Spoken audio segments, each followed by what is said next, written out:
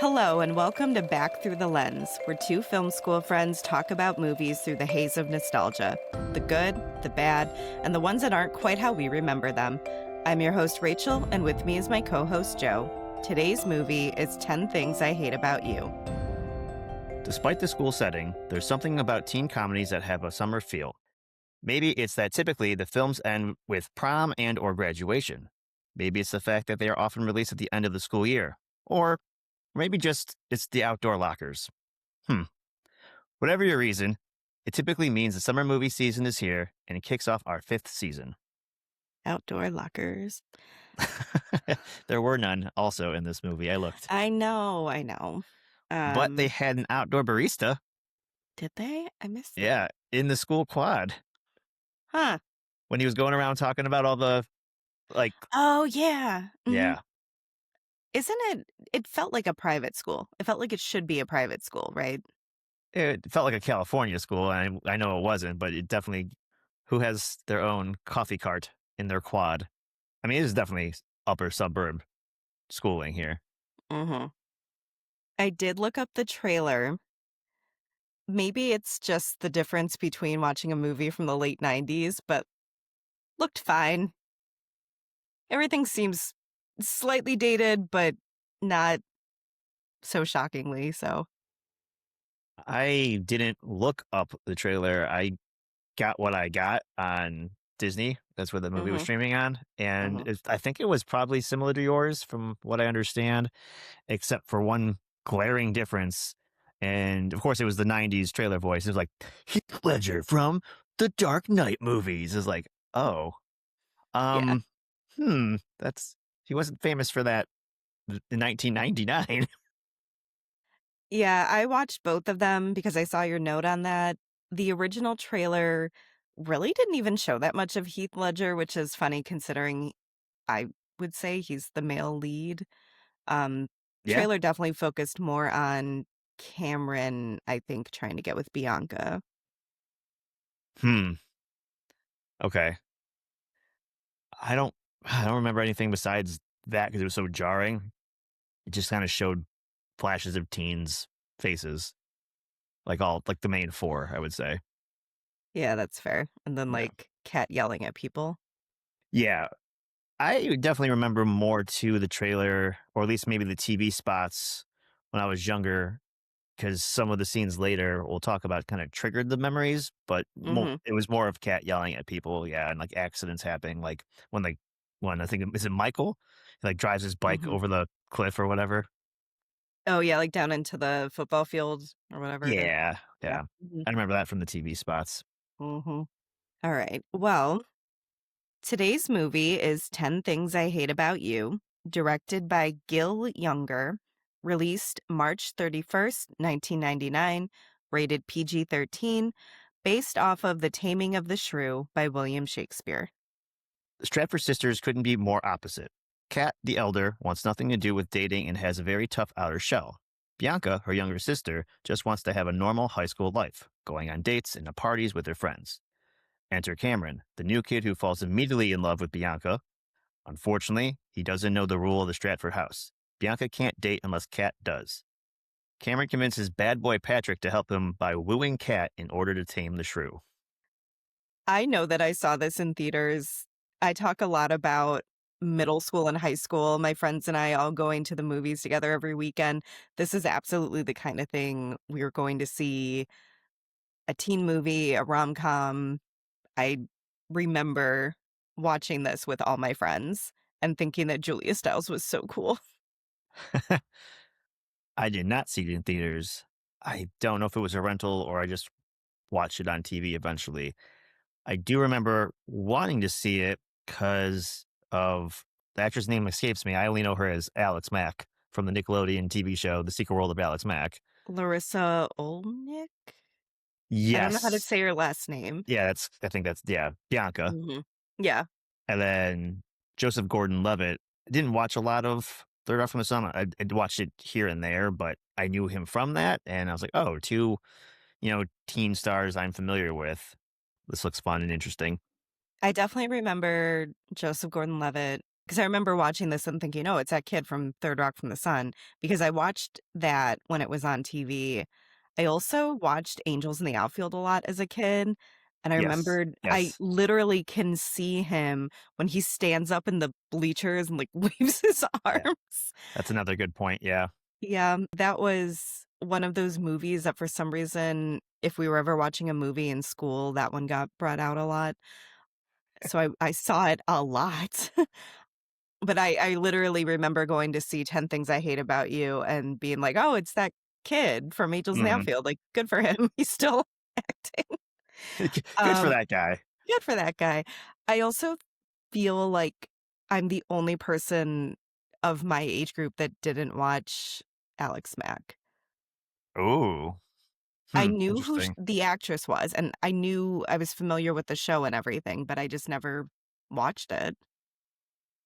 Yeah, I was a big Nickelodeon kid growing up, Mhm. so I watched a lot of different shows on that network, obviously, and that was one of them. Especially our Saturday Night Snick. That was, I Yeah. think, like the 8 o'clock slot for years. But see, I remember Snick. I thought I was a big Nickelodeon kid. I just never watched Alex Mack, You can't watch everything, man. I guess. Might have to do an episode on, like, Snick. If we ever run out of movies, I have a growing list of TV shows, or at least like general clumps of television, TGIF and Snick and stuff like Oh, that. yeah. Yeah. Okay, so that all being said, we have a screenwriting team, Karen McCullough and Kirsten Smith. They also went on to write Legally Blonde, which I had no idea these were the same screenwriters. They were inspired by Clueless, both as just a good teen movie, but also the fact that Amy Heckerling, when she wrote Clueless, had adapted Jane Austen's Emma. So they thought it would be cool to try adapting some sort of older story or a myth or a fable, putting it in a more modern setting. Eventually, they landed on The Taming of the Shrew. This was also their first screenplay, by the way, Wow. Nice. which I'll add to in a second, but Kirsten Smith said, "We had a lot of debates, but I think what comes through the movie is so personal. Karen has a great sense of humor. She loves a dick joke. I love Bikini Kill and indie rock music. I was a poet before. We both love a really strong willed feminist leading character. We just really wanted her to be very defiant and didn't care what people thought about her. We wanted for her to be punk rock," which, to be fair, as a 8th grader, I think when I saw this in the theater, I was like, "Cat's pretty punk rock." Yeah. It definitely comes across as Clueless being an inspiration. And I thought that while watching it this time. Obviously, I don't think I thought about it 1999, 2000, whenever I saw it first. Mhm. Before I saw your notes, kept thinking of, wow, this really reminds me of Clueless. This is definitely like Clueless, but different. And And in a good way, though, not like they ripped them off or anything like that. I enjoyed yeah, both yeah. films. It definitely, you can see the inspiration and they used what worked and they did it well. I saw a lot of things that felt very, like, Clueless to me too on this rewatch, and I don't know if I would have picked up on it if we hadn't done that deep dive into Clueless already. Right. Speaking of movie connections, the character of Patrick Verona, Heath Ledger's character, was inspired by Bender from The Breakfast Club. I could see that. I have so many complicated thoughts on Bender now that we've discussed The Breakfast Club in depth, but yeah. Kirsten Smith called that character the outsider who is also funny and not exactly what he seems to be.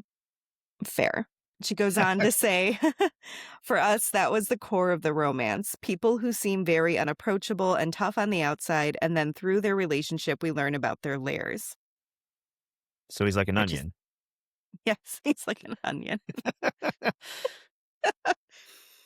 So, producer Andrew Lazar was given the script, instantly fell in love with it. He sold it to Disney right as Gil Younger had been given a contract to direct his first feature film.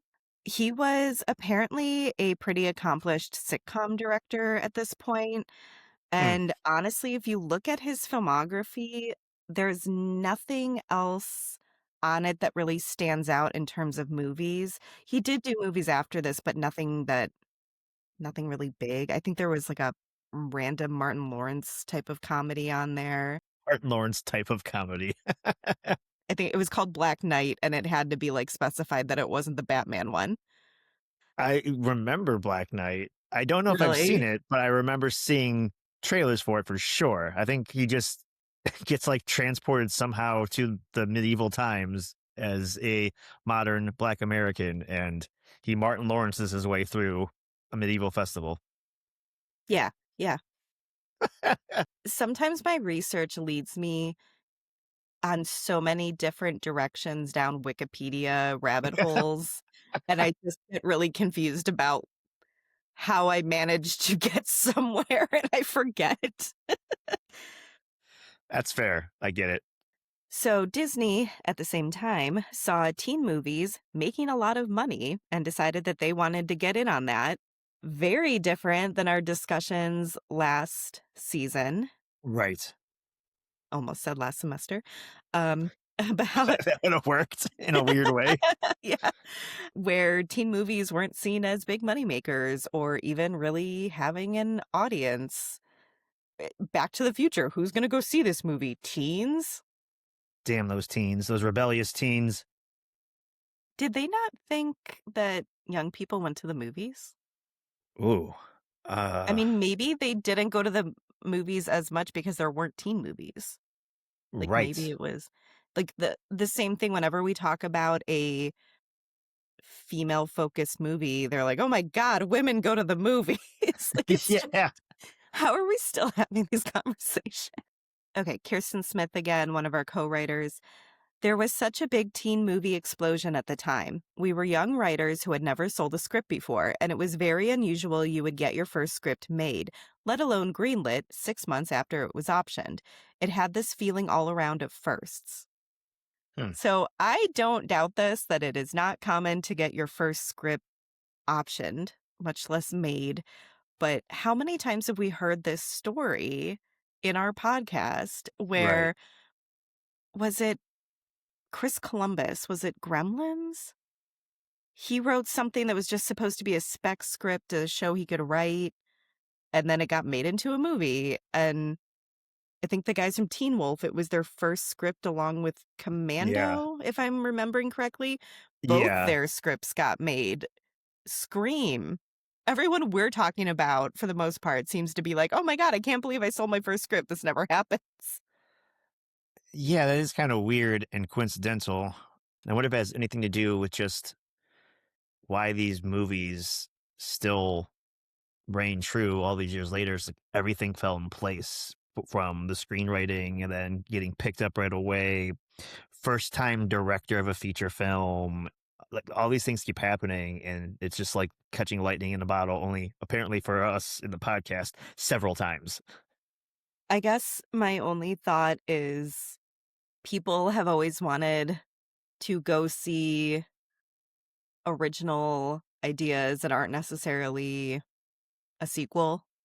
And every time there's a hit, I feel like studios take the wrong idea from it and they're like, we need to make more movies exactly like this. And that's not exactly what we mean. Yeah. This is my only explanation. I don't know why this keeps happening. People like teen movies, just like Porky's.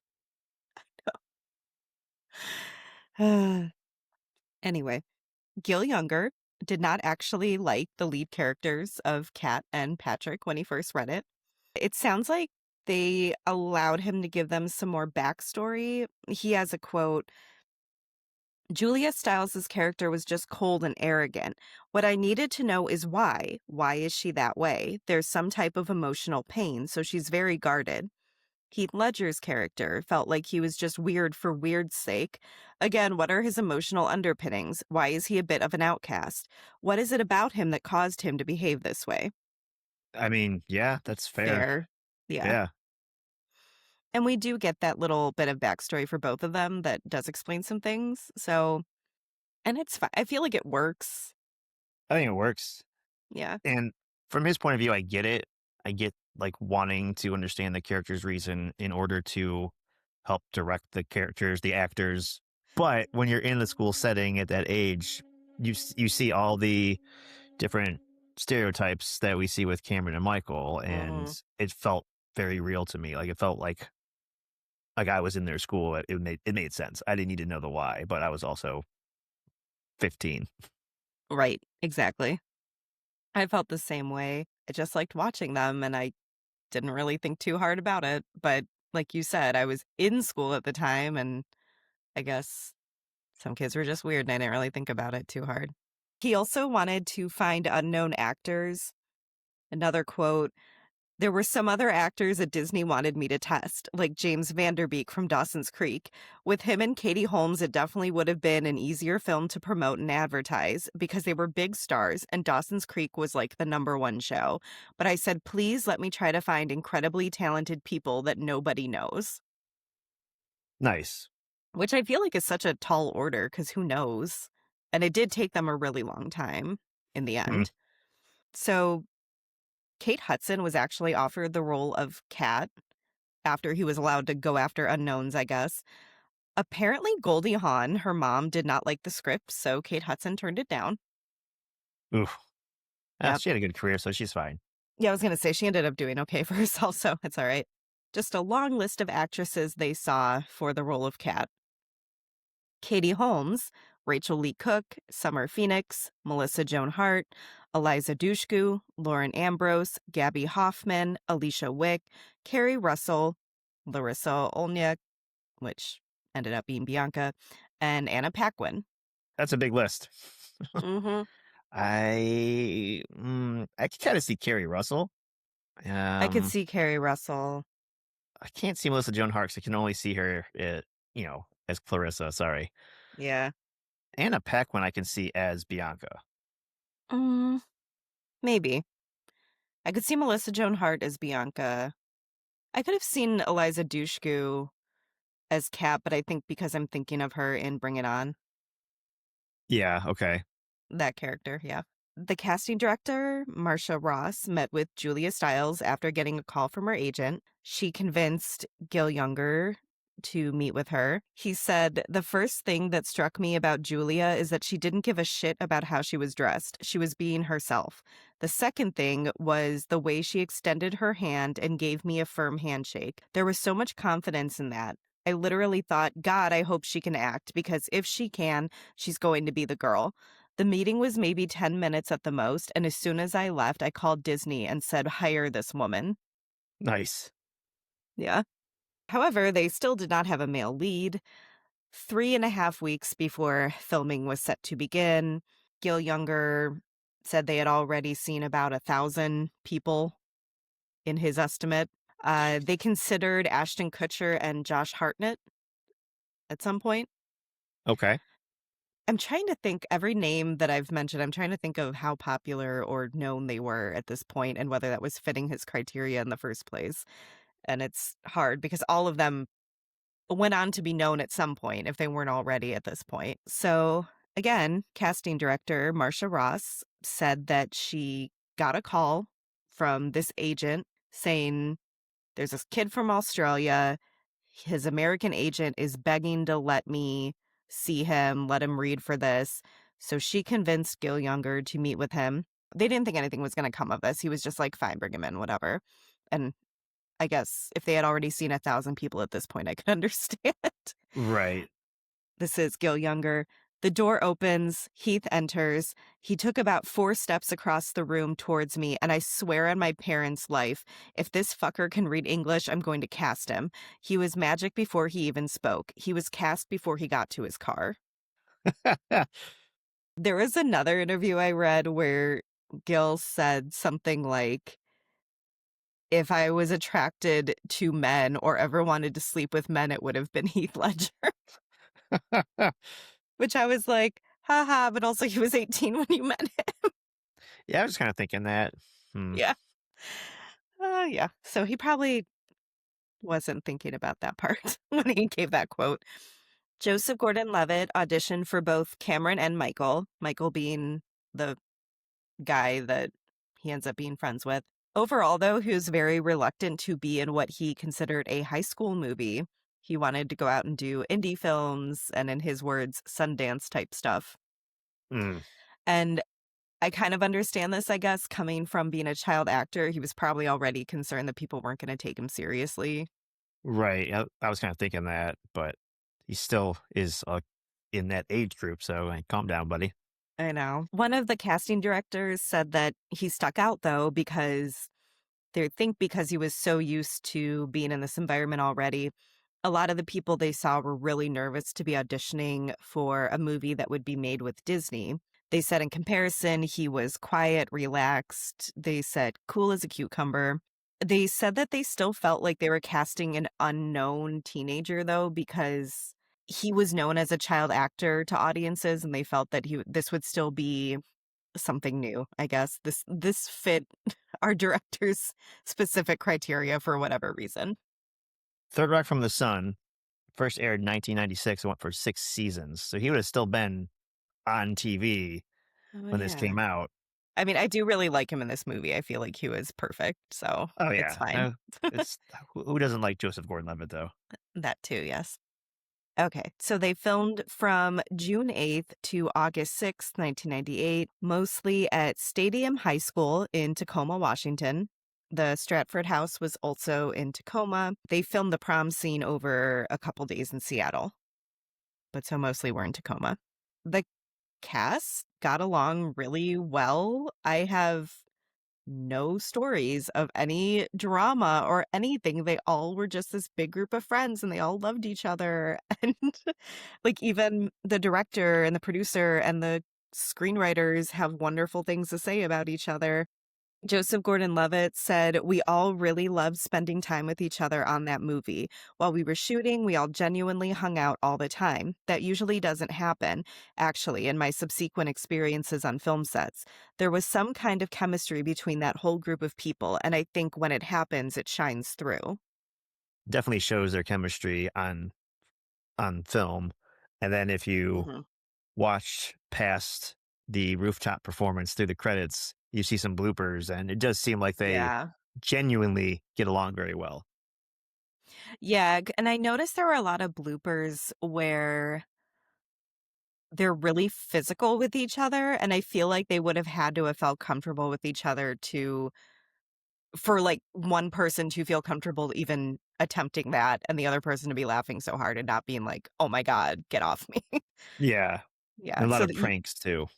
yes. Andrew Keegan, who played Joey Donner, "We just got along so well. Little did we know what we were doing at the time. We just felt good about it. None of us were looking to the future, that that moment in our life would be so significant. We were all, like, really young. We were just a bunch of kids. It was like a college experience for us." And I think for a lot of them, this was maybe their first major Hollywood movie in the first place, so Yeah, it think probably so. felt kind of like the way you feel when you go from high school to college, I could see it being a similar kind of feeling. Yeah, makes sense to me too. Susan May Pratt, who played Mandela, who is Kat's best friend, and Gabrielle Union, who plays Chastity, Bianca's best friend, they actually spent a lot of time together because they weren't in as many scenes as the rest of the cast. So Susan May Pratt said in a few interviews that they would just go hang out and go shopping together, and she said they probably tried every restaurant in Tacoma because they had a lot of time to fill. But it Nice. seems like for these two in particular, this was their first big Hollywood movie for sure. And Heath Ledger's hotel room was apparently where everyone would go hang out. Everyone called him the leader of the group. Andrew Lazar, the producer, there's some movies that are really fun to make, and then there are those rare and wonderful movies that are super fun to make and turn out magical. That was this experience. And he said, on top of all that, the studio didn't have a lot of pressure being put on their set. They were staying on budget, they were staying on schedule, so they just got left alone. Nice. Yeah. So overall, everyone liked each other, low stress environment, easy peasy, least dramatic movie we have ever heard about. Seems like it. Yeah. Teen movies are popular, got greenlit easily. Everyone's besties. Let's go. Let's go. So we open with the Seattle skyline, and immediately I was like, oh, this doesn't take place in California. Yeah, I had the same thought there Yeah. because my memory, my memory wasn't saying this is definitely California, but the scenes I remember before hitting play, the outdoor quad, the Mhm. Perpetual summertime vibes. No matter what season they are in school, they're just always wearing summer clothes. Clearly not Ohio. Generically, I thought California as well. And 2 seconds into the film, I was like, well, I was wrong. And that's the thing too, I don't remember it ever being bad weather or them not being in summery type clothes, so that I'm sure that played into it as well. Because now that I'm thinking about it, they live in Seattle. It never rained? Right. I was just gonna say that. Like, aren't they known for like rain and coffee? And I saw almost none of either. None of either. There was one coffee stand, and it wasn't the famous one. Yeah, yeah. So, yeah, we have Bare Naked Ladies playing over the opening credits. Kind of forgot about Bare Naked Ladies. I really liked them I when I was this age. Yeah. Oh yeah. And I think this intro had like a remix version of their big hit one week. It was like slowed down, or it was odd. I'll have to listen again.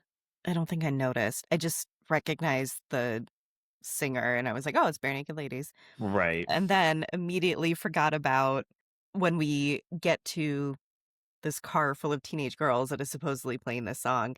Kat pulls up next to him blaring Joan Jett, Hmm.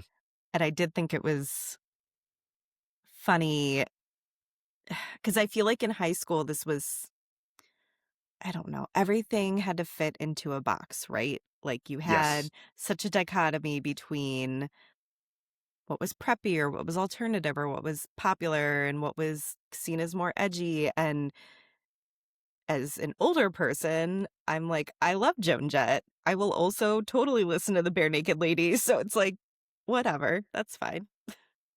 Yeah, uh, that definitely rings true. I remember just being in high school, and like you might have liked other music, but you didn't bring that out to the forefront. Everyone did Yeah. have to be in a box for some reason. I don't know why we do that to Hmm. ourselves. You jump forward to like college, post college, and like even now at work, whatever is on the retail radio, but sometimes Taylor Swift's one of the more poppy songs, or Lady Gaga will come on, and I'm jamming to it and maybe even singing to it. And I Yeah. see like the younger kids or even like the much older employees look at me, aren't you like the punk rock metal guy? I'm like, you guys don't like Lady G? What's wrong with you? High Yeah. school Joe would That's, have definitely not admitted that. I would have been like, nope.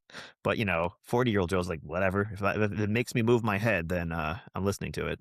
yeah, exactly. I agree with all of that. High school me would have never admitted to liking certain pop songs. But again, as an older person, a good song is a good song. So Right. it's fine. As we always say, we contain multitudes. And it's funny too because this Joan Jett song pretty much is the anthem of that. Hmm. I would like to point out though, because okay, for anyone who maybe doesn't know what we're talking about, the song is Bad Reputation by Joan Jett. There's the line, I don't give a damn about my bad reputation, which is very cat. Hmm. But I just want to point out she talks about Bikini Kill a few times in this movie. Rebel Girl was right there. Uh, hmm. I wonder if I mean, the Joan Jett song is just hitting the nail on the head Hmm. into like the audience's skull, like ding, ding, ding. You know what Yeah, this is, that's true. right? I feel like it's like watching High Fidelity with the guys in the albums. Bikini Kill was cats like, oh, this is my little band that most people don't know about, and I'm so Hmm. punk rock. Where Yeah, like Joan Jett is loud and blaring, and again, though, it's a good introduction to the character. And most people, sure, whether they yes. know it or not, they know that song. Yeah, that's fair. Joan Jett is a little more mainstream, Yeah, especially at this ironically point. Yeah, enough. ironically enough. Yeah. Your note about there's someone with chill in their name, that's the teacher, by the way. I don't know the actor's name. I just saw his first name, chill in quotes. His last name, I was like, that's kind of cool. Our guidance counselor, Ms. Perky, played by Allison Janney. I meant to look up how well known she was at this point because, like, obviously she's been in everything now, but I had completely forgotten about her writing her romance novel. Yeah. Our director, Gil, said that one of his favorite parts working on the entire movie was getting to direct Allison Janney specifically. He already thought that character was gonna be really funny, and then having her play it was he just said it made it even better. Yeah, she was pretty funny in this movie. Mhm. I assume it gave her some opportunity to ad lib a bit too. Yeah, I would imagine. Did you notice in the trailer, they show the part where she's talking to Kat and she says that people call Kat a heinous bitch, but they change it to heinous witch for the trailer, and it doesn't quite fit. Like, you could kinda tell it was an edit. I don't know if I noticed that. Both versions of the trailer had this change with the line that didn't quite fit her mouth, Right. and they also show the part where she has the mug with the cat, and she's like, "Oh, cat, like your name." However, the mug is different in the trailer, What?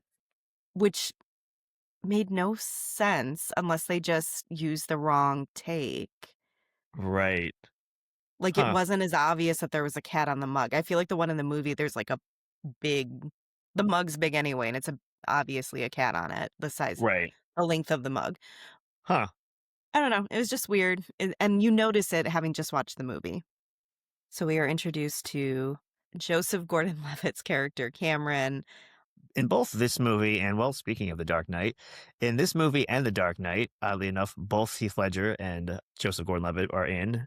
And I don't know, I think ever since this film, and correct me if I'm wrong, I always wanted them to be in a movie together where they played brothers because for some reason I just can't help thinking they look so similar. Like I remember the first time seeing the trailer for this, I thought they were brothers. Like I thought I was going to watch a movie about two sisters and two brothers.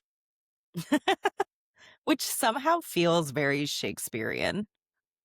Yeah. Yeah. I feel like Heath Ledger and Joseph Gordon-Levitt maybe have the same eye crinkle when they smile. I Yeah. could see that. Nose, smile, like they can pass at least for like close cousins, in my opinion. I'm just imagining you as, like, an 8th grader renting this movie or just, like, being forced to watch this movie because your sisters wanted to watch it, however it happened, and being like, "Wait, I thought they were brothers." That's probably what happened.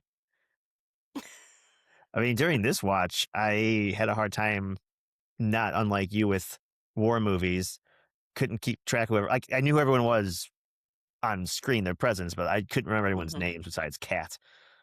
I didn't even remember Patrick's name for a while. I'm like, okay, that's the Verona guy, but what's his name? They don't really refer to him as Patrick very often in the movie. They really do not because people are always talking about him, and they're actually all talking about him for a while until he really becomes a key player in anything, and they're Yeah. not exactly using his name either, they're just like, "That weird guy." Yeah. Or in the lunchroom, they like do like a head nod and the eye shift, and the camera, Mhm. obviously shows him. So we know who we're talking about. We just don't say his name. Was he fucking Exactly. Voldemort? Yeah, right. I did point out too, there's that little bit where he stops by the guidance counselor's office, and first of all, I was like, "Oh, I forgot his last name is Verona." They're really laying on those Shakespeare references, and I was like, "No one's gonna explain his accent?" 'Cause he, drops by the office, she makes a couple cracks about kangaroos, and Yes. that's it, and I was like, "Okay, I guess we can just assume he moved here," like, I don't know. They explain it a little bit later, but it's also funny to think that they probably added all that stuff in later after he was cast because I'm sure he was not written as Australian. Right. And if they're 3.5 weeks in without a Patrick, I don't know how Mhm. long this teen actor had to practice his Seattle accent. So Right, they're just like, yeah, we're exactly, gonna make yeah. him Australia. That's fine. Everything's Yeah, fine. they're like, "Just go with it, it's fine." Makes It him more worked. mysterious, it's fine. Right. So David Krumholtz, he is showing Cameron the new kid around the campus. And I Mhm. can't ever see this guy, no matter what movie he's in his adult life, how thick he grows his beard, whatever the case may be, he's always the main elf from the Santa Claus to me. Hmm. I haven't seen the Santa Claus in a really long time. Maybe that's one I'll put on with my son this Christmas season, I'll get back to you on that. I'm going to predict you will. Wink. Mhm. Oh. I had no idea that he was Wednesday's, like, camp boyfriend in Adam's Family Values. Oh, yeah. I haven't seen that one in I a while. When you look at his IMDb, first of all, he looks very different, like, he definitely, grew up at some point and doesn't well, he also isn't wearing, like, khakis and a button down, he's very stuffy in this movie, but he has had such a long career, he's in everything. He's Mhm. just not super well known, I guess, but he even said that he had previously worked with this director, Gil Younger, on various TV shows, and so he knew him already, knew he was good for this part, and then Joseph Gordon-Levitt said something about that this guy, David, was the most experienced of all the actors, and also by the end, they were all, like, talking like a Jewish kid from Brooklyn because of him, That's awesome. something like that, yeah. It's funny because I everything I was reading about this movie had to point out that this was a launching pad for Heath Ledger, Julia Stiles, and Joseph Gordon-Levitt. But then you look into a guy like this, and he's had a very, very long, successful career. He's just not a household name. Yeah, he's like the everyman kind of Mhm. actor. He's in everything. You know his face, but you You aren't sure somehow forget why. his. Yeah. He was in Oppenheimer. Oh, yeah, yeah, yeah. When you look on IMDb, you know how they tell you, like, what people are known for? For him, the first one was Oppenheimer, and I was like, "Well, I definitely don't know him from that, so Incorrect. let's try again." I know him from the Um, Santa Claus, I didn't know what I even knew him from before this, so, from um, everything. You seen a from movie? everything. You've seen a movie? Is he Steven Spielberg? Spielberg wishes he can act like this guy. But, yes, when he's introducing Cameron to all the social groups, definitely Clueless vibes. They do a version of this in Mean Girls as well.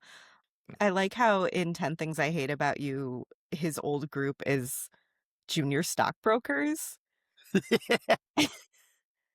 but then he dresses like it too, though. Yeah.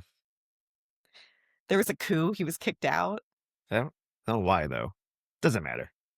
Okay, we come to this scene where Kat is in, I guess, English class, and this is the only real teacher we really meet is their English teacher, and she starts going off about why don't we read any books by women. I think they were reading something by Hemingway.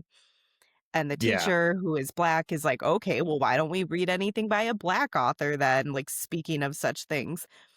And I couldn't help thinking that this was actually a pretty radical notion for when this came out. Cause that's something that definitely has been brought up more recently, Mhm. like far far from our high school experience. And then I started thinking about, like, did I ever read a book that wasn't by a white guy in high school? And the only one I came up with was To Kill a Mockingbird. Yeah. Hmm. I definitely know we did Shakespeare.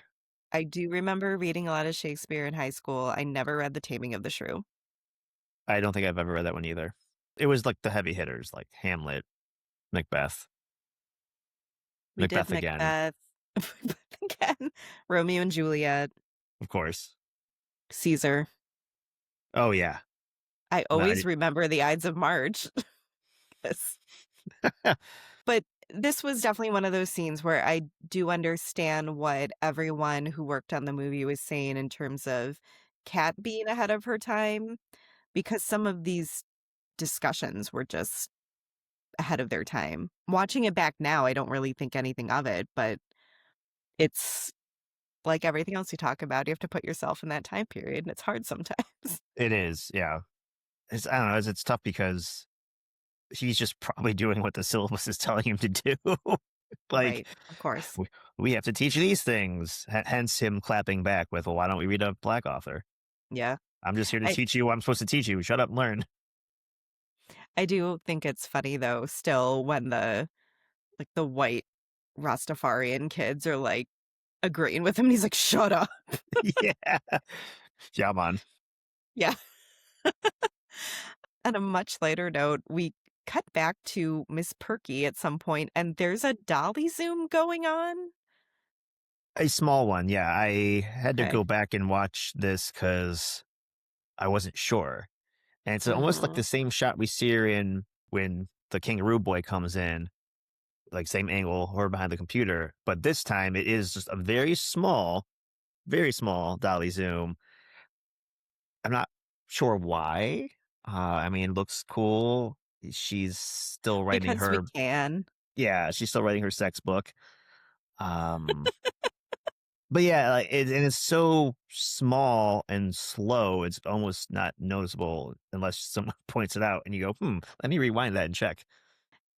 That is another thing that is so different too. I mean, obviously don't write your romance novels at school, but that's exploded in popularity lately, whereas before it was seen as maybe, like, embarrassing to be into that kind of genre.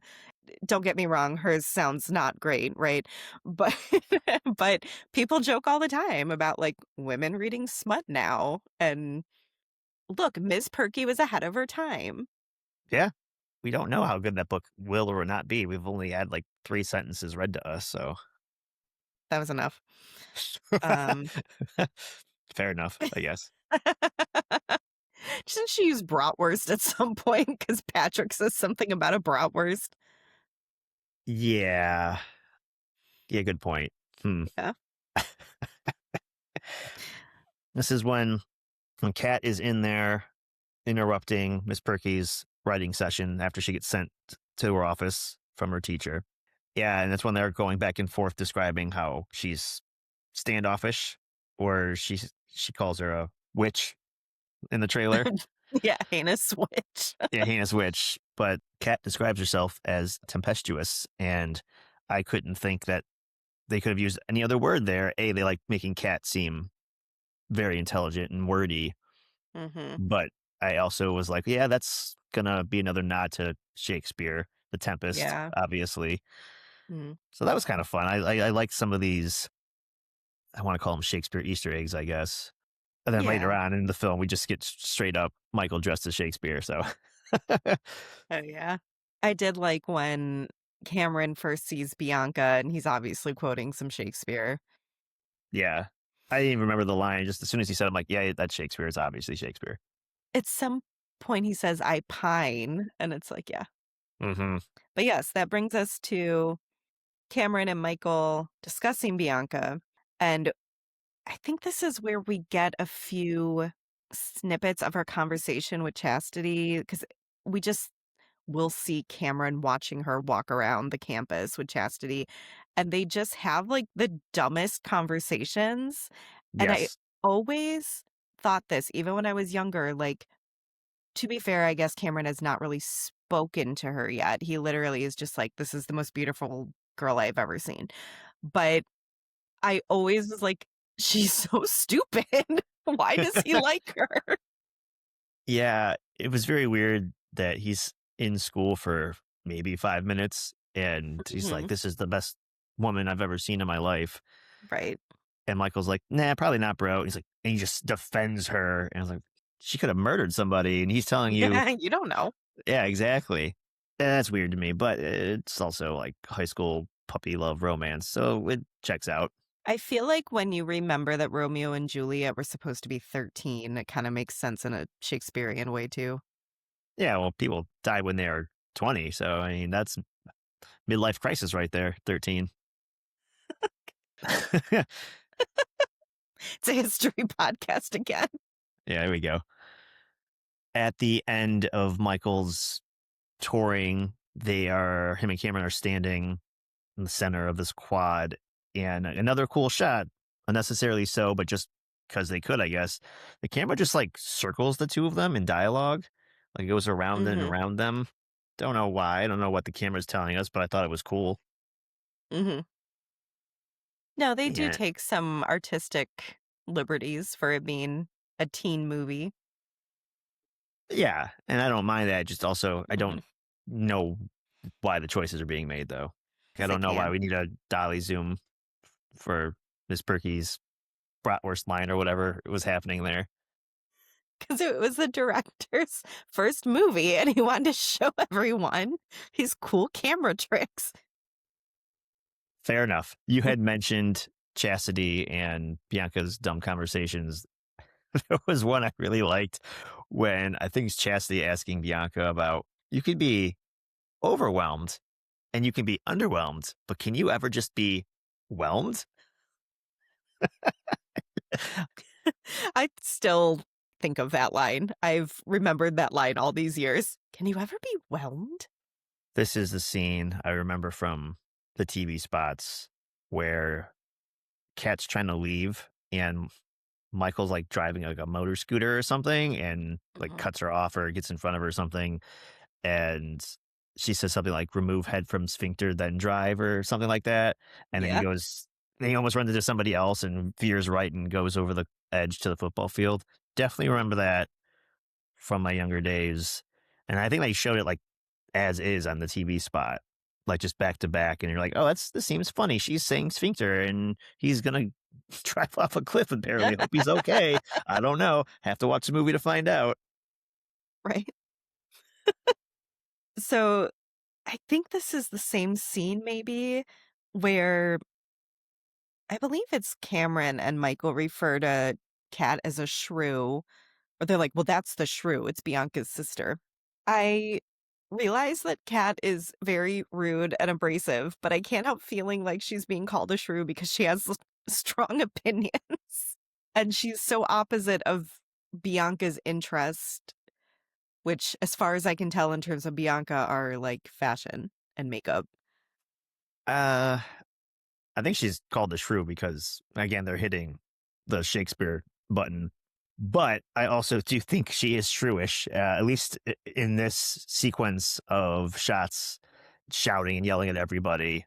Yeah, I feel like She that's calls him a sphincter. yeah, she's very shrew like, at least in the I beginning mean, part of the yeah. movie. And it's not just because she's opinionated; it's just because she's a bitch about it. I guess I don't know how else to say it. She's Again, like, oh, I have yeah, my no, she opinions, but is. like she does stand on her soapbox a little bit. She Mhm, does come off as a little pretentious because her opinions are different and she feels or I feel she feels she's better because of that. mhm, Everyone's below her because they are all thinking they all want to go to prom and she's different. So even later in the film, her best friend's like, oh, yeah, we just do this because we have to be different, don't we? And Kat's like, mhm. oh, yeah. And she's not getting that her friend is being sarcastic. Like she wants to go to prom because it's Yeah, the thing to do, even despite that. Like, let me just be me. mhm. I do feel like it's more of that high school dichotomy thing where you have to drive home that they have to be 2 totally different people. Like, it Hmm. can't just be that Kat is into feminist literature or alternative music. It has to be a whole different vibe than Bianca. Yeah, because one thing that is she's different. It's another thing that she's aggressively so. Yeah, that It's too. like, yeah, like, oh, you can like your literature, that's fine. She's like, but my literature is better than yours because you just read what the school's telling you to read. Yeah, that's the Yep. assignment, Cat. That's what we're supposed to do in school. Thank you. Yeah, yeah. So that's where I think the Um, little difference is there. Fair. We cut to Kat at home. I have always loved their house and their really big porch, and also Kat's comically large copy of the bell jar that she is reading. That's a big book. You had to get the title on film, so. But this is when we are introduced to Kat and Bianca's dad, who is obsessed with the idea of them possibly getting pregnant. Pretty sure he's an OBGYN and delivers babies, and this is part of his whole concern that he sees teenage pregnancies all the time. Yeah. So, as we have maybe mentioned already, they're not allowed to date because of this, but he has a lot of good lines revolving around all of this. And he says at one point, the deep slumber of a father whose daughters aren't out being impregnated. Yeah. Yeah. He does bring up, you know what I was doing today? I was up to my elbows in placenta from a 15-year-old. I feel like he's just exaggerating stories to his daughters to scare them. Yeah, he makes it sound like he doesn't have any fully like adult patients. Right? They're all teenage women. they're all teenage they're all teenage pregnancies that happen from kissing. That's how it happens. Yeah, of course. Yeah. Yeah. But this is when he decides to make the rule that Bianca can date when Kat starts dating.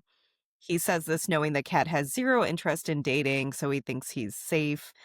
This leads to Bianca shouting at Kat, asking if she can just find some random guy to go out with so that she can go on a date with someone she actually likes, being Joey. I think we know that at this point. However, while she is yelling at Kat, Bianca drops the R word, which I was not expecting in 1999, but maybe that was still a thing. I barely even caught it because I feel like there's a lot going on in that scene, and I Mhm. think her line gets a little muffled from Cat stomping up the Like steps. pounding of the yeah, I Yeah. agree with that. Because I had to rewind it and be like, "Wait, is that actually what I heard?"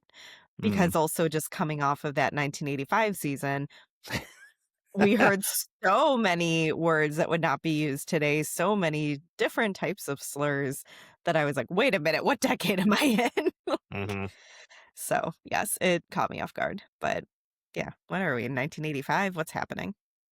So we cut to this scene of I believe it's Patrick and Cameron and Michael in chemistry class. Maybe it's supposed to be bio. I'm kind of confused because they are dissecting frogs, but then there's also chem lab type tools. Hmm. Maybe they're using the chem lab for their dissecting. I don't know. Now that makes sense, though. I don't know why they have the tools out at the same time, but I remember being in biology and chemistry in high school, and both labs were like, it was just like the science lab. All the tools were there, all the safety stuff, the Um, cleaning stuff. But yeah, my bio lab was definitely also my chem lab. Ours was not. I definitely remember dissecting animals in a different room than the chem lab. Although we didn't have like the fully equipped chem labs with open flames, Hmm. we would have never. Yeah, we had like little gas ports right on our little desk. We can just no, Nope. okay. Nope. Nope. If we did, I've completely forgotten about it, but I remember the shot of Patrick like playing with the flame Hmm. because I remember thinking like they would never let us have that at our school. So we had the gas things on the just right there on the countertop, and I was allowed to like put a hose to it into the sink, cover it up with a folder, and make a fireball, let it fill up with gas, and throw a match in there. God. Yeah, it was pretty sweet. No, they would have no. This definitely didn't happen at my school. Anyway, I remember this whole scene of Patrick looking like a scary serial killer in chemistry/biology class, whatever they're supposed to be in. Is it because he's He putting his hand in the flame and literally stabbing his frog with his pocket knife? He's not. I guess, He's not doing anything but surgical also there. He's just stabbing. yeah. But also, doesn't he light a cigarette? So Yes. they're just like I feel like people are openly smoking at this school more than I would have ever I think expected. it's just him. Even his like friend with the mohawk is like taking he's like, no, don't do that, dude. We're in class. His friend looks like Heroin Bob from Ooh, yeah, SLC yeah. Punk. I can Yeah. see that. And I got more of those vibes when he took the cigarette away, because if you have not seen SLC Punk, Heroin Bob does not do any drugs. The way they were looking at him made me feel like Patrick was in like in jail. like, like it just he seemed like on his lunch in jail for some reason. And maybe the smoking in the lab kind of gave me that vibe. Uh, I think they were also talking about him being gone for a year last year because rumors have it he was in jail. Maybe it was the combination of Mhm, what we're mhm. seeing and hearing. Sure, yeah. So we go to this scene at lunch where Cameron and Michael are talking about needing Patrick to take out Cat, but they need incentive for him to take out Cat, so they need Mhm. a backer. So they go to Joey for the finances because they need someone with money who's stupid. We need one of those. Yes. Please sponsor us. But, we're not calling anyone stupid. We'll never call you stupid. Give us money. Give us money to not call you stupid. Ooh, that should be our angle. I'm gonna go and blast all these other sponsors. Like you're stupid for not sponsoring us unless you give us money. Well, Jesus. take down that Yelp review. So Michael goes to sit at Joey's lunch table. Joey is drawing boobs on the cafeteria tray. Um, he then proceeds to draw a dick and balls on Michael's face. Apparently, Andrew Keegan had no idea how to draw this on his face, and the actor playing Michael actually had to help him, like, teach him how to draw a believable penis on his face so that the scene would work. Both of them have said in interviews that this is the scene that they get recognized for the most. People will come up to David Krumholtz in particular and say, "I have a penis on my face, don't I?"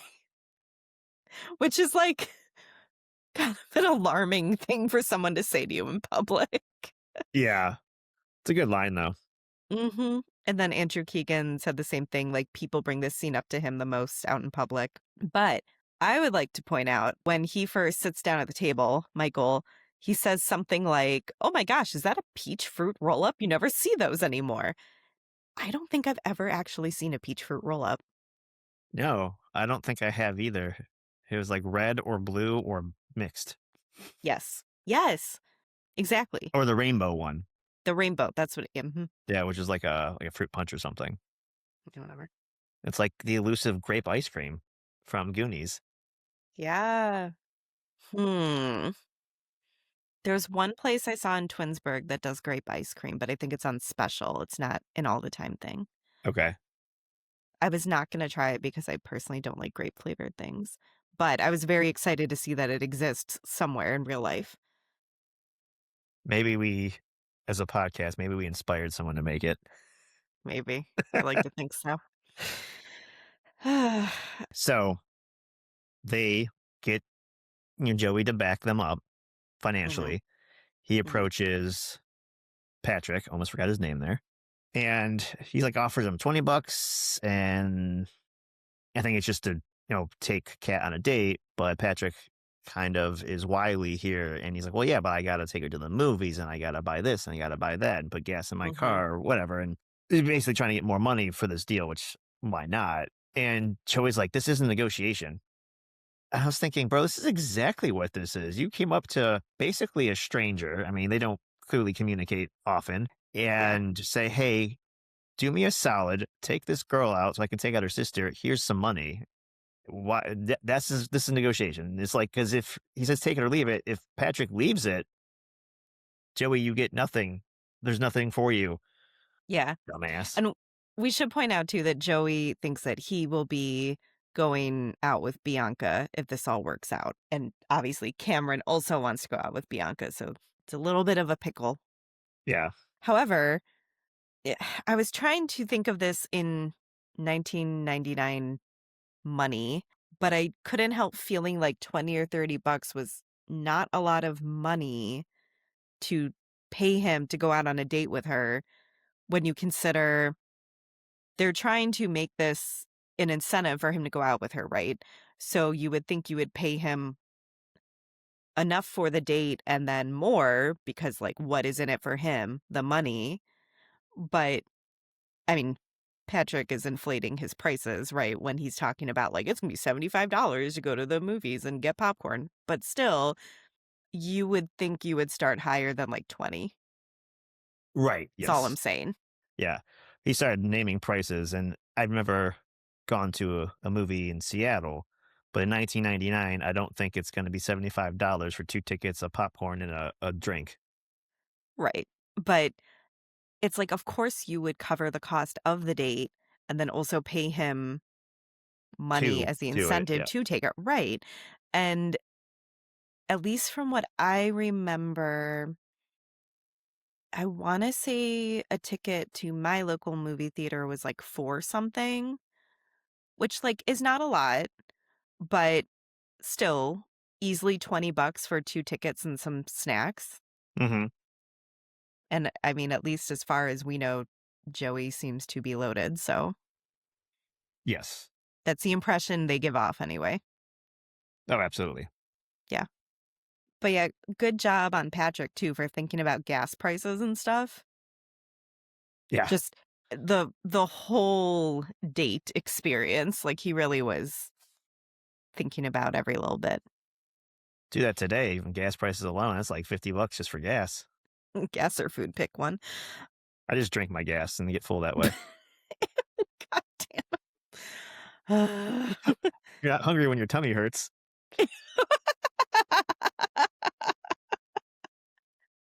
Speaking of such, sponsor our podcast, please. Um, We hungry.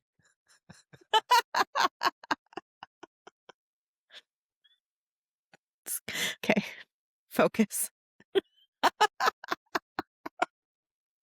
Okay, we go to this scene back at the Stratford sisters' house where Bianca is wearing their mom's pearl necklace. Kat points it out and says she's surprised that Bianca's wearing it, and Bianca says it's not like she's coming back for it or anything.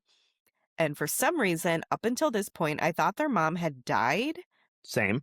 And, to be fair, I've seen this a lot. I guess I just totally forgot that their mom supposedly left the family, but definitely thought their mom had died.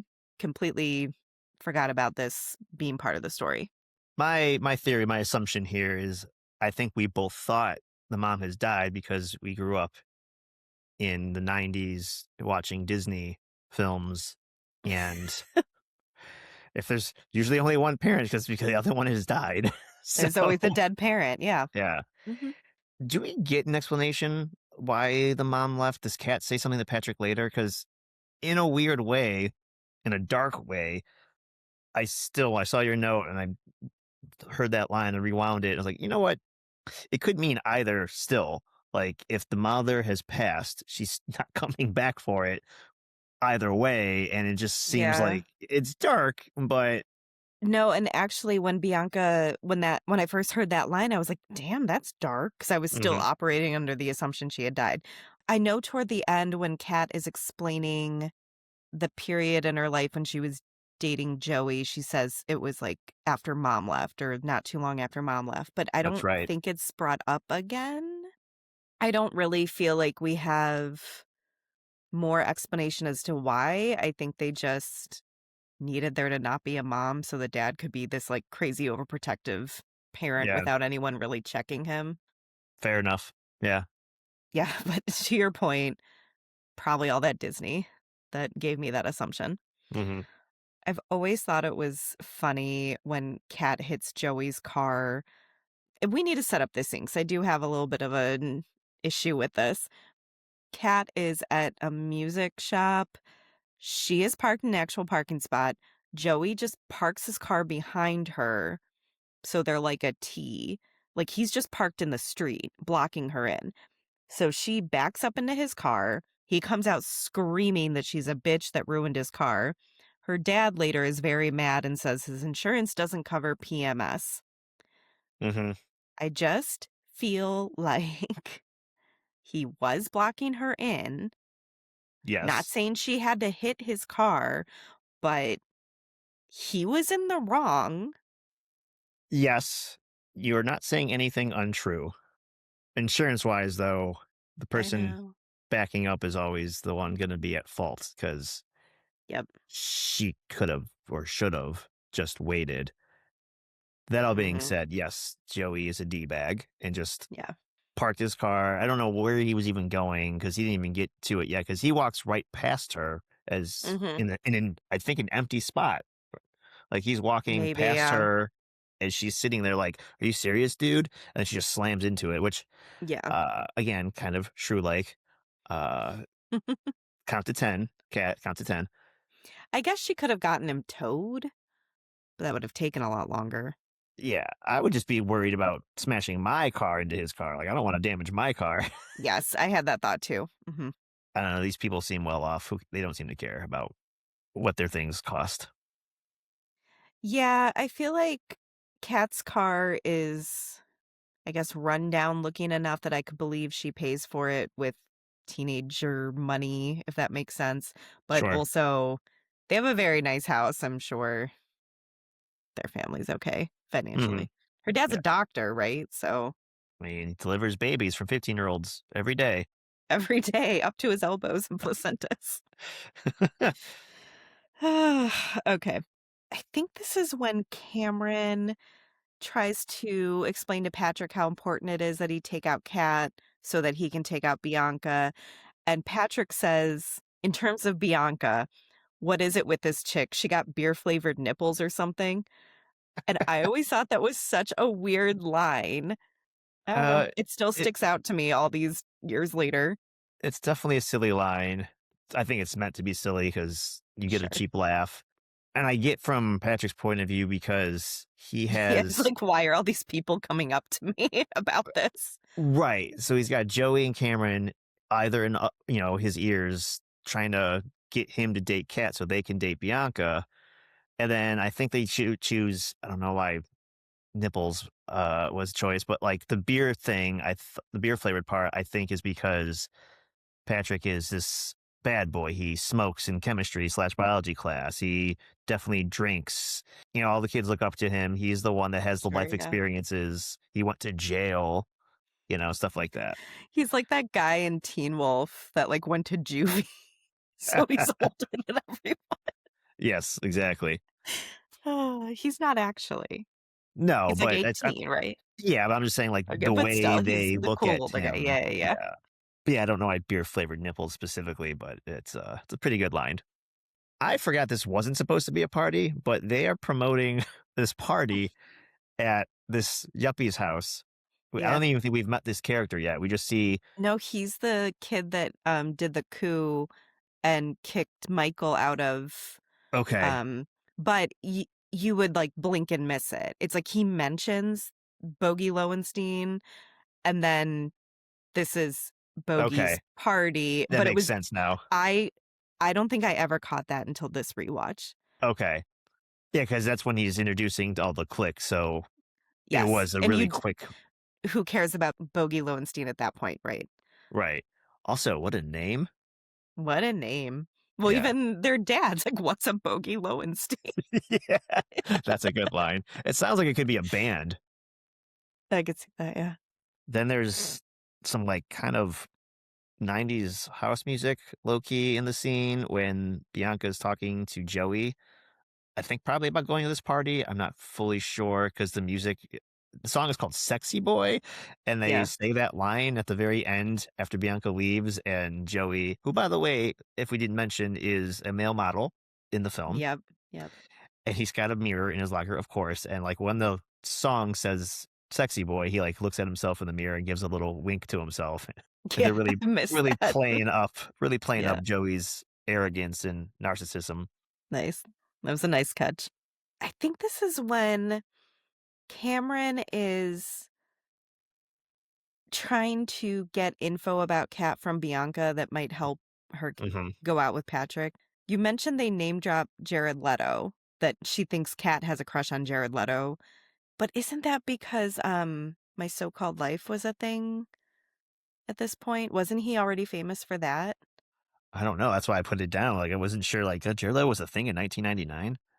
Is it because of 30 Seconds to Mars? No, not yet. I don't think so.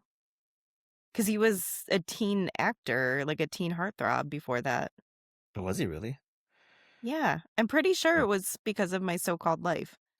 30 Seconds to Mars started 1998. Okay. I remember at one point he was just in a bunch of small roles in movies and also 30 Seconds to Mars. Mhm. Fight Club would have been out at that time. This leads to Bianca and Cameron kind of snooping around Kat's room when she's not home. Bianca pulls out a pair of black underwear and says, "You don't buy black lingerie unless you want someone to see it." And remember being confused by this, first of all, when I was younger, because I was like, that counts as lingerie? Because to me, it just looks like a regular pair of underwear. Yeah. And to me, I guess I think of lingerie as like more of a whole get up, or at least I did when I was in middle school. And then I remember being like, "Oh, is that true? You don't buy black underwear unless you want someone to see it?" My I poor 8th grade self. I felt like it looked like the bottom half of a swimsuit. It just looked like a black bikini bottom, but not Yeah, even like exactly. bikini, like a thong bikini, like a something skimpy. It just looked like a Yeah. regular bikini bottom. I don't know. It didn't Yeah. look like laundry to me either. Glad we're on the same page with that. But yeah, then later, Cameron is telling Patrick when he's trying to convince him to take Kat out, she has a pair of black underwear, if that helps. Yeah, to entice him. Mhm. There's a random shot of wherever town they're in. It's like a little sweeping shot, and it's like a biker bar on the corner, and then it goes over to the street, and there's guys on motorcycles, and there's Michael on his little like scooter thing. For some reason, I thought this quick shot of this biker bar reminded me of the club in Wayne's World that they go to. It's just this big industrial building with Mhm. bright lights and loud noises. I'd have to go back and see. I guess I was thinking more of Pee-wee because that was more recent. But So yeah, also it doesn't look like an actual biker bar. It looks like a big industrial building, but that's where all the bikers are hanging out of. And again, it's just a random quick okay, sweeping okay. shot. And I only Like of bring the up outside? yes, the outside, Oh, yeah. okay, yeah, I missed this. And like they're all on the street, and then there's Michael and his little like motorized moped thing. Did you catch when they're walking through the bar looking for Patrick that Michael picks up the 8 ball that a guy's about to hit into the pocket? No, I didn't Like, catch as that. he's wandering by, he just picks up this ball and kind of, like, goes, "Huh," and puts it back down, and it causes this guy to lose a bet. Oh Like, he has to no. pay up because Michael ruined his shot. Jesus. Yeah, I'm surprised they didn't like, that made me think of Pee-wee as well because Yeah. I'm surprised they didn't, like, attack him like they do to Pee-wee. Okay, so this leads us to Club Skunk because Patrick agrees to show up at Club Skunk to pretend he likes the same music the cat likes. They were talking about some angry band playing, some angry feminist band playing. I'm pretty sure the band playing is Letters to Cleo, who do not sound angry They do not. at all. Never Because I do. think it's Letters to Cleo and Save Ferris are the 2 bands that are in this, and neither of them are really, like, Bikini Kill, Riot Girl kinda stuff that we've been talking about. No. That's all. Th- That's all I They're have to they're point out. yeah, they're like post grunge indie female rock, which is also good, but not what they're describing. But it's, like, poppier, yeah. Yeah. I do think it's funny that Patrick is, like, the only guy in this club except for the bartender, and the bartender knows him for some reason. I did not notice he was the only guy in the club. Yes, yeah. I think I was like just focusing on the band, and then he's maybe drinking. I don't know, he has Coke or Pepsi, but I don't know if that's all because in the Yeah, previous yeah. scene where he's at the pool table, he's definitely drinking whiskey because I think Michael mentions like, "Aren't you a little young for that?" Mm, maybe, So, yeah. but he's not smoking in this scene because she doesn't like a smoker. Oh, right, he pretends to have quit smoking because she won't date smokers. Hmm. I do think it's funny when he drops that line like, "Oh, of course I like this band. They're no Bikini Kill or the Raincoats, but, they're okay." And she was like, "You know who those are?" Hmm. Like, and that too is so funny to me because, like, I was into a lot of indie music, punk bands at this age, but I never felt there was this division between bands with girls in them and bands that did not have girls in them. Even the idea of something like a Club Skunk that is apparently mostly women showcasing female fronted or majority female bands because he says something like, "I can't be caught dead at Club Skunk." I would love a club where I don't have to worry about, like, large men that would, like, shove me around in the crowd. Yeah. Like, that sounds great. I don't think this exists in real life. Yeah. I just thought he didn't want to be caught dead at that club because it's just not his scene. I didn't realize that it was like an all female club. How they even Well, let at him in? first at first, I wasn't sure if it was supposed to be like a gay bar, Mm, but that's not like I don't think that's what they were going for. No, I don't think so. So at the end of this, he talks about taking her to the party and he agrees to pick her up at 9:30. And I am definitely that meme where it's like, "Oh, the thing starts at 9:30? No, I'm in bed. Goodbye." Yeah, at this age. Now, I could do that. I'm not upset if I know about it in advance. Like, if I'm leaving work and you just hit me up like, "Oh, yeah, we're doing this thing at 10." I'm like, I'm already heading home, bro. Like, need to mentally prepare Sure, yeah. myself for a, like, late night, and it's not today. Like, "Oh, I just wanna go home and hang out with the wife and dogs." Nah, that was my If I plan. was Pajamas were on my already horizon. You're ruining pajama time. you're ruining pajama time. No, I mean, if I was already out, that would be one thing. Like, when we have weddings and things that go to late, that's different, but if someone told me our night didn't even start till 9:30, I almost think even as a teenager, I would have been like, "I am in my PJs at that point with a book." My age has finally caught up with, like, who I am on the inside. Oh, okay, I see. Speaking of such, we end up with everyone getting ready to go out to Bowie Lowenstein's party. Bianca's all excited to go, and her dad's like, "Oh, nope, you can't, 'cause Kat's not going." And then, surprise, Kat's going. So he is very upset, and he says, "It's starting." And this is Yeah. also when he has the great line about, "What's a Bowie Lowenstein?" I always remember this part specifically where he makes Bianca he says, "You have to wear the belly," and he basically makes her put on, like, a pregnancy suit to think of how heavy her chest and her belly would be if she were to get pregnant, carrying all that around.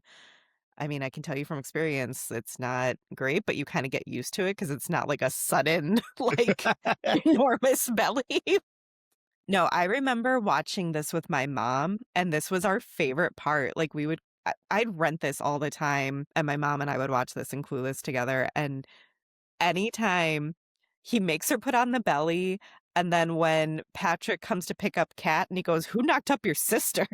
Like, I remember both of us just cracking up at this because like, this was the funniest part of the movie to us. Also, just very funny to think, like, he had just seen her at school and she was not pregnant. And well, and keep in mind too that she's just wearing it over the clothes. So he's just No, it's just very being funny. cheeky. I Yeah, know. But he does I don't know, his face does look genuinely confused, but he might also be like, "Why is this happening?" that's what I Yes. But I think what makes it funnier, though, is the way she's standing with, like, her hands on the small of her back makes it's very much like a pregnancy, like, she is barefoot in the kitchen pregnant kind of pose. oh, yeah. In But no. contrast, the other boys are getting ready for the party, Cameron and Michael, and Michael's, like, super nervous. He's like he looks like a dad. He's dressing like a dad going to church. Yeah. He's got a blazer, a collared shirt. He's debating which tie to wear, and Cameron's like, "Don't even wear a tie." He's like, "I don't know Yeah. what to wear. The last party I went to, I was at Chuck E. Cheese." Yeah.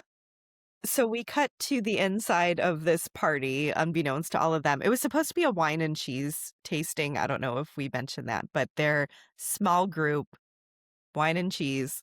So when they hear the doorbell ring, he gets up and says, "That must be Nigel with the brie." See, I didn't know it was supposed to be a wine and cheese party until this scene. I don't know if I missed Okay. that.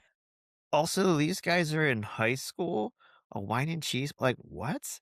Well, remember, they're the future stockbrokers. So I think there were flyers made up before that said wine and cheese, and then they changed it, like Cameron and, Oh, okay. Michael. I think that's how we knew, but it was just supposed to be, like, their close group of future stockbrokers. Yeah. And then another classic teen movie scene where he opens the door and everyone busts in. Or I don't even Yep. know if he gets to open the door, they just bust in. But they, as in the entire school, it seems like, all come in. There's like DJ equipment and speakers, and it's just very ridiculous. But poor Cameron at this party, like, it's very obvious that Bianca's not really interested in hanging out with him, and she was kinda going along with her whole or with his whole idea about someone taking Kat out so she could date Joey. But I think this is also when Bianca starts to realize Joey's kind of stupid, Yes. which is funny because, like, Bianca's kind of stupid as far as we know at this point. Yeah, I don't really have a temperature on Bianca either way, besides she is just a younger sister and she wants to do the quote unquote typical high school stuff. Mm. I felt more like her friend is the dumber friend. The can you just be whelmed? Like that was her that said it. I do feel bad for Cameron though, because he concocted this plan kind of with Bianca. And obviously she had an alternative motive to Mhm. use that for Joey. And it's very obvious in this scene. And he's very sad. Yeah, this is when Cameron realizes all of this. I don't quite remember why Kat gets so drunk. I think it's because Bianca is obviously into Joey, and she's not happy about this, but Kat ends up blowing off Patrick completely, getting drunk, and then eventually the famous scene where she dances on the table, which I know we're supposed to think this is, like, embarrassing, and also she's very drunk. I watched this as a person in 8th grade thinking, "I wish I could be that cool." I remember thinking, like, number 1, her hair is amazing through this whole thing. Like, she has the most perfect hair where she can, like, whip it around, and it still looks, like, fine when it all, like, lands around her head, and just yeah. I remember thinking Kat was so cool in this movie, and this was part of why. I think Bianca says something kind of venomous towards her, and she just gets triggered. And when she starts just taking shots, Patrick asks her why. She's like, "Oh, I'm at a party. Isn't that what I'm supposed to do?" And he's like, "That's not what you're supposed to do." Yeah. So we can already kind of see that he's starting to like her, or at least and maybe not even like her in a romantic sense yet, but just this isn't who you are. Mhm, Be mhm. you. You wouldn't do this. I didn't think it was supposed to be embarrassing. She danced on the table. I thought it was kind of cool too, in the fact that it was I don't give an F type feeling. Yeah, yeah. And that's, again, kind of punk rock. Mhm. See, I thought that maybe because we find out later that Kat had slept with Joey years ago, that she didn't want Bianca hooking up with Joey, and that kinda triggered her, but also Bianca being very nasty to her when to Kat, she's just trying to help. For this scene, though, our director, Gil, was apparently friends with Paula Abdul and was going to bring her in to do the choreography for Julia Stiles's dance. Julia Stiles convinced him that she could handle this on her own, and he even said, against my better judgment, I let her do whatever she was going to do, but it turned out great, in his opinion.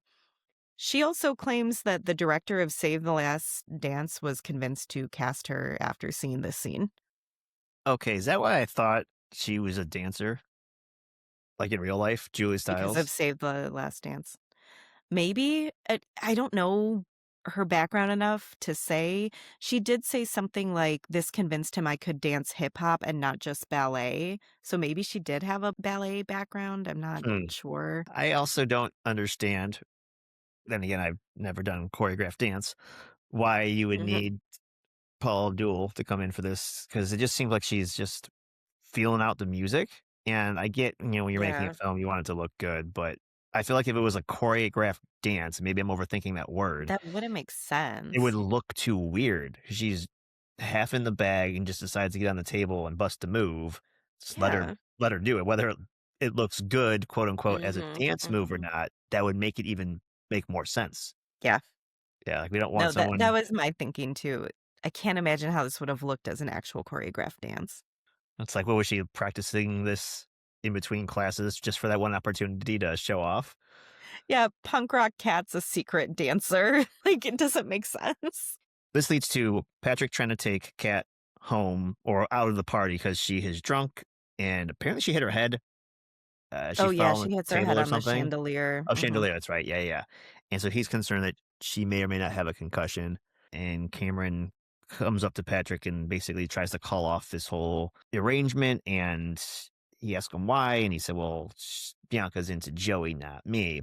And he gives a Mhm. little bit of a speech, but I found the one line really cool at the very end. And Patrick says to Cameron, don't let anyone ever make you feel like you don't deserve what you want. I thought that was a nice little sentiment here in this teen movie. And I don't Mhm. know what the purpose was exactly from Patrick's point of view, because did he still want to make money? Is he starting to like Cat? Is he really Mhm. just trying to be a mentor to this new kid who I kind of feel like looks up to Patrick a little bit just because Patrick has that I don't give a crap attitude? Yeah. Maybe a mixture of all three. Yeah, and also I liked this as another layer to Patrick's character as to maybe he's not just this, I don't know, like bad boy, like monosyllabic ogre that people seem to think he is. It looks like a big brother giving a little brother some advice. It does, yes. And yeah, I assume he's younger than or that Cameron is younger than Patrick. When Patrick does drive Kat home, she goes to kiss him and he stops her.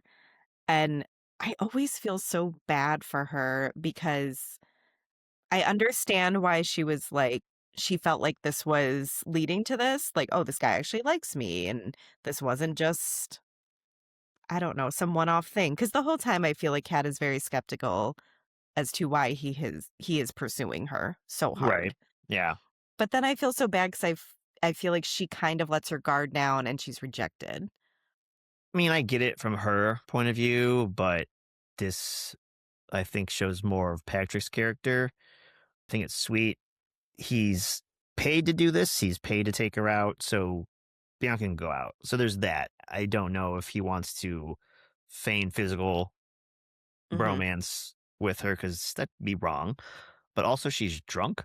And I feel like that's not the right thing to do. Yeah. And then, kind of an afterthought here, when they were on the swings, she did just throw up. So, Fair. uh, unless she has a tic tac, that might not be exactly the most romantic situation for Patrick. All these reasons are valid, and when you look at it that way, yes, it is nice of him, but she doesn't know that Mhm. he was paid to take her out. Well, she doesn't know that part. So I get that.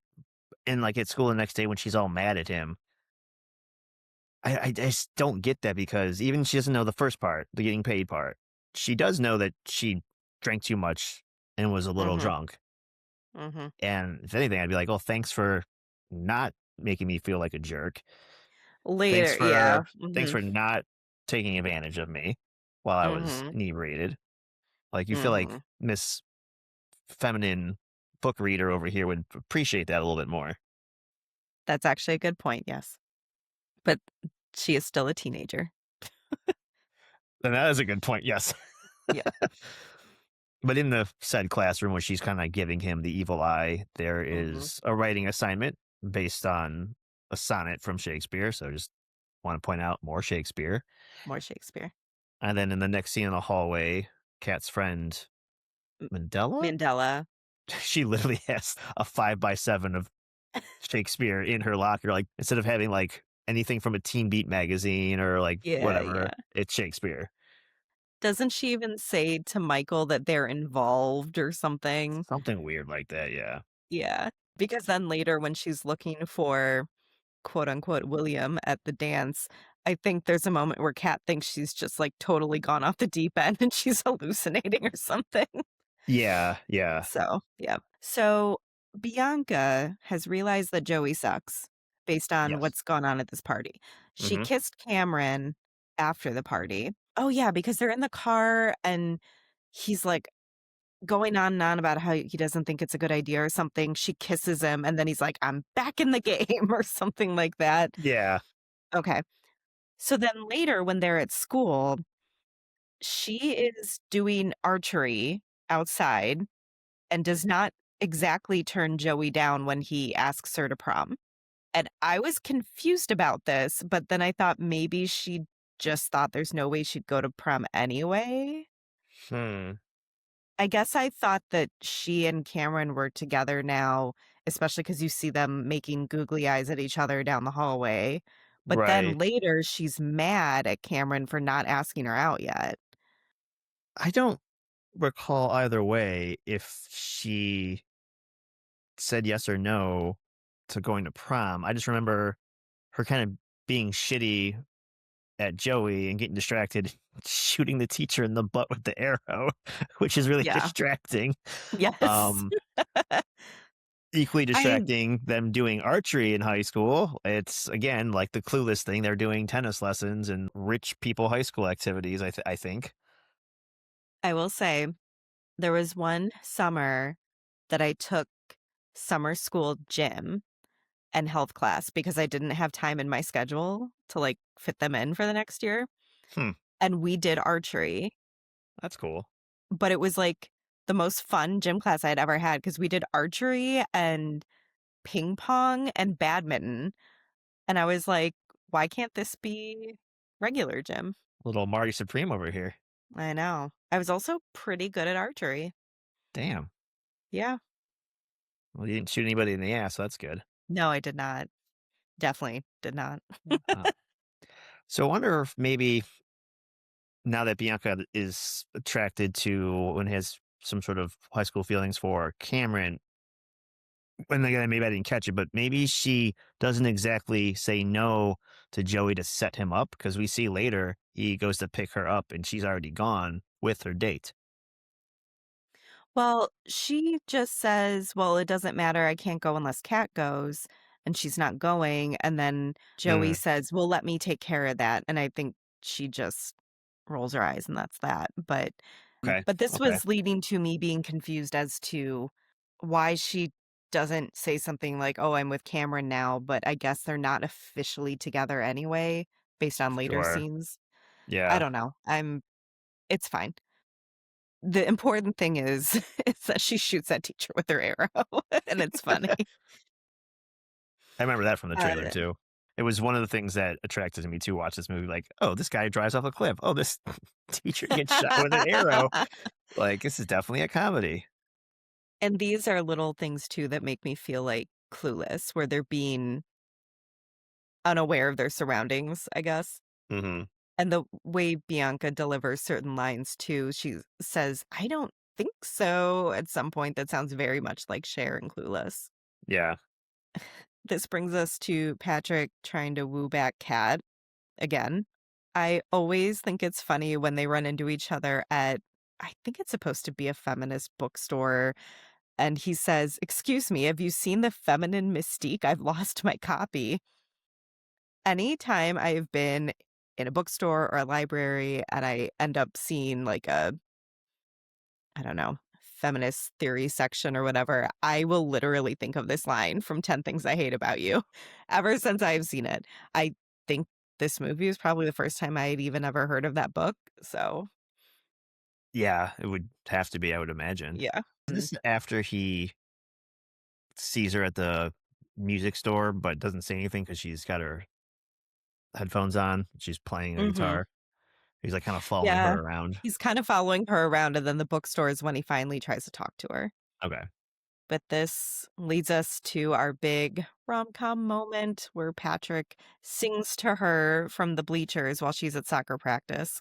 Apparently, the song was originally supposed to be I Touch Myself by Divinals. I know that song. I guess I never knew who sang it. Same. Yeah. I feel like I've heard this before. Not the song. I heard the song before. I think I've heard about this supposed to be in the movie before. I don't know how or why, but thank God they changed it because what a weird connotation for anyone to be singing that to anybody, but especially Yes. high schoolers in the middle of soccer practice. Like that would be a choice, I feel. Yeah, I had that thought too. And it's funny because while I was watching it for this episode, he's singing I love you, baby. And obviously, they're not that serious, right?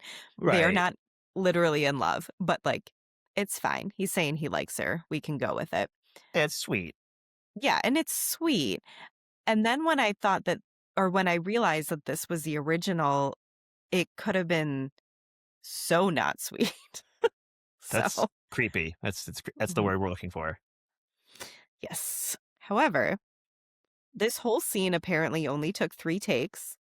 The director let Heath Ledger pretty much do whatever he wanted to do, which I think is even funnier when you realize he's kind of busting out some old school not only some old school dance moves, but some kind of vaudeville-esque, Yeah. which, like, as an 18-year-old actor, I was impressed to think that he came up with all this himself.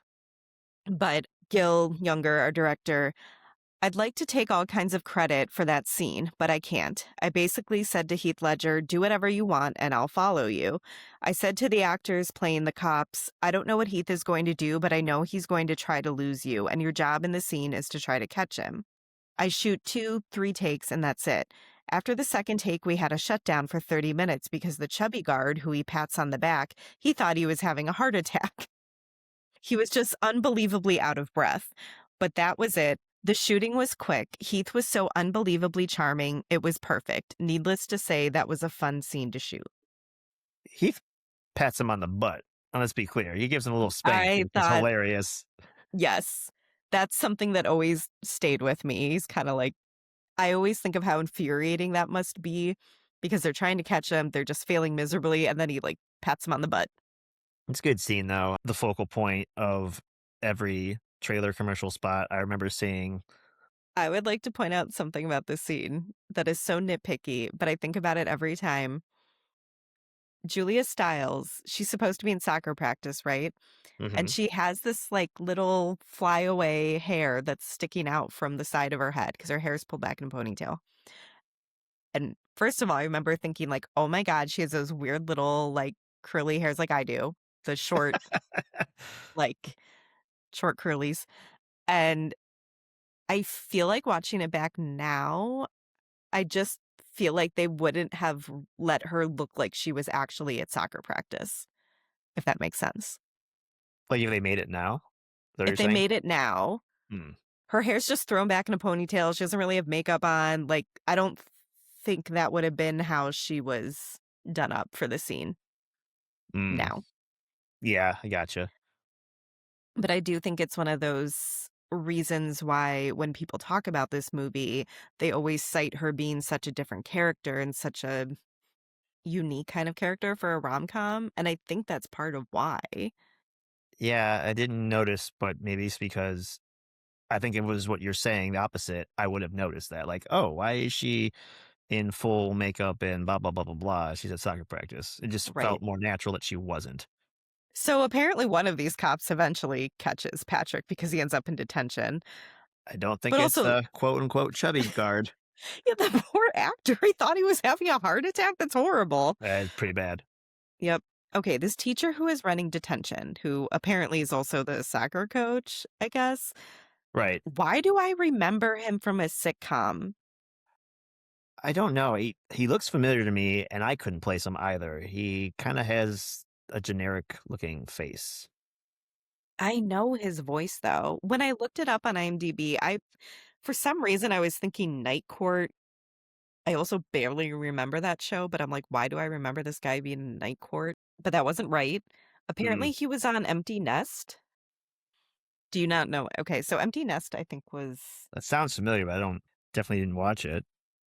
I was about to say it was a spinoff of the Golden Girls, but that's not right. I think just like the main guy in Empty Nest like lived in the same world as the Golden Girls. The Golden Girls universe? Yeah. The Golden Girls cinematic universe. If only. Could you imagine? Be great. But no, I know this actor. I could not think I just remember him being on some sitcom I watched when I was a kid. And then even when I looked him up on IMDb, I was like, I don't know what I remember him from. But he has a really unique voice. So maybe I've just seen him in other things and I'm getting all confused. I like that he's, no pun intended here, sweating one of the students who looks very sweaty. He's like, Mhm. "Why are you so nervous, guy? Why are you so nervous?" And just somehow uses his great soccer coach mind and knows that this kid's holding, and he's like, Mhm. hand over the pot. And so he takes the pot and he turns the camera and he has this look on his face where I'm like, oh, he's not going to turn that in. And the second I think that, he steals Cheetos off of someone else's desk. I Yeah. was like, that's an awesome joke. Yeah. It's like, I might need these later as well. Hmm. Yes. That all being said, though, I hate this scene. Yeah, the rest of it gets kind of bad now. Kat comes into detention to supposedly talk to him about a plan for their next soccer game, which is why I say he's apparently the soccer coach as well. She's trying to distract him so Patrick can sneak out of detention. And it's getting more and more difficult because he can kind of hear floorboards creaking. He can hear Patrick moving around. He doesn't really know what's going on, but he keeps turning around. And eventually, in order to keep his attention, Kat flashes him, which has always felt so out of character to me, Oh, not to yeah. mention like Oh, illegal and lots of other problematic things. oh But my God. but So bad. still extremely out of character. I've always felt that. First question is just a general why. Why Mhm. do we need to get Patrick out of detention? I think she just maybe felt bad because he went to detention for doing something, like, nice for her, but yeah, it's not like he lives there now, like, Yeah, it's, he's I not mean, in jail. yeah, I was gonna say, like, does she feel bad because he did something for her, or so Yeah, I'm thinking maybe she just feels bad because she, since the party, has been mean to him, and then he did this big romantic gesture. yeah, that's Still, what I figured. he's in detention. Like, you'll see him in 30 minutes. Calm down. I know, yeah, So there's yeah, that. There's that general question. But yeah, very out of character. This very feminine punk rock, I don't need no man high mhm, schooler, mhm, goes yes, in, and high like the only thing schooler, she can just think of is just to flash their male teacher. And I'm like, yeah, wouldn't you both be in very much big trouble? yeah, I wish it was more like shocked reaction. He just kind of like is statuesque. mhm. But I kind of wanted him to be more like, whoa, what do you, hey now, you need to go to the guidance counselor's office. There's a lot of things you need to talk about. There's a lot of things you need to talk. I forgot about that until it was about to happen. Like, oh no, oh no. Yep, And yep. However, their date afterward is very cute. I always like them doing the paintball. The end of the paintball where he finally kisses her and he just flings his paintball goggles, like, very far away. I always think of that. But no, it's sweet. I like them together. It cuts quickly after that to them talking about the rumors they've heard about each other, and I like that too. yeah, I want to point out for those who may not have seen this movie or have forgotten it, when you say paintball, though, is not what one would assume. When someone says paintballing, they are not shooting at each other or at another team or shooting at all. They have like water balloons or bags or whatever full of paint, and Yeah. they're just like they have to get within like arm's length of each other to like smash They're, it. like, hitting each other with it. Yeah. Yeah, it's Mhm. confusing and weird, but it also looks fun. But no one's getting shot at, which is nice. I didn't think much of this when I was younger, but watching it back this time, I was like, wait a minute. When you go paintballing, don't you shoot at each other?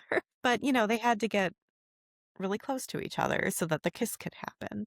Right, I get it. I like I said, them going back and forth about being like, what about when you supposedly ate this duck? And what about when you supposedly did this? And Hmm. we find out that Patrick missed maybe a year of school because he was taking care of his sick grandfather, Hmm. which is, again, another layer of Patrick and very sweet, but also, I don't know, he was like a teenager. I don't know, they couldn't figure something else out. I don't know.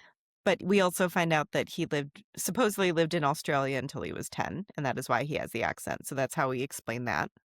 Yep, yep. Mhm.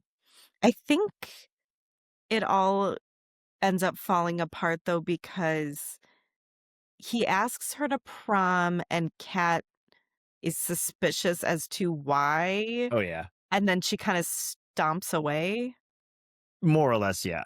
And we know she's not wrong for being suspicious, I but it's know. also like, yeah, this makes sense for her to think that because it is a little out of character. Because he does seem kind of pushy, and she even says that. It's like, "Why are you pushing the issue?" Mhm. And he kind of flounders with the explanation. And I think, maybe part of it is he does wanna take her to prom. Yeah. So part of me was like, well, why wouldn't he want to take this girl he likes to prom? But I think maybe the point is supposed to be that they're not the type of people that necessarily care about prom, Right. or they're not supposed to be, whatever. Or at Um, least she's not supposed to be, and he should know that by now. I think that sure, might be the yes. biggest thing. Yes, and I think we already laid the groundwork for her not caring about prom through some conversations with her friend Mandela, where Mandela's like, "I actually wanna go to prom." Yeah. And, and yeah, I it's so funny to me because when I watch this movie, I'm always like, "God, Cat, like, get out of your own way, like, let this cute boy like you." But then you're like, "Oh, wait, but he is actually being paid to take you places." Even though we can see he genuinely has feelings for her regardless of that, he is still being paid to take her places. Right. Okay, this is where Bianca gets upset at Cameron for not asking her out. There's my explanation for her conversation with Joey, I guess, too, where she's kinda being noncommittal. We also see Mandela getting that, like, secret admirer prom invitation in her locker. I always thought that was so cute. Yeah, that's a cool way to do that. Mhm. I just thought that was, like, so sweet that the Michael character, like, put so much thought into that, Yeah. but also pretty obvious that she's really into Shakespeare. Yes. Yes. Yes. Um, weirdly so. Um, so that takes us to the Stratford's Mhm. awesome deck pool exercise area. Uh, Yeah, really. uh, uh, the dad is literally on like a stationary bike right next to a pool. Mhm. And so they're talking about to prom or not to prom. That is the Mhm. question. Yes. And he is like, of course, being the dad, we're like, I know what happens at prom, blah, blah, blah, blah, blah. And I just had to rewind it a couple times to get some of these quotes because they're just ridiculous.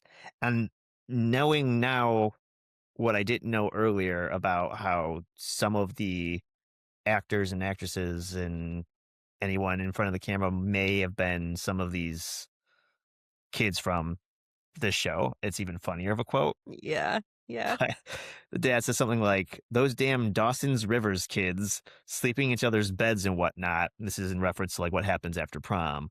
Mhm. And Bianca is like kind of frustrated and like also kind of questioning, like, "Dad, you don't know what's going on." He says, "I'm down. I got the 411." First of all, how 90s is that? Yeah, oh, yeah. It's like, "You're not going out and getting jiggy with some boy. I don't care how dope his ride is."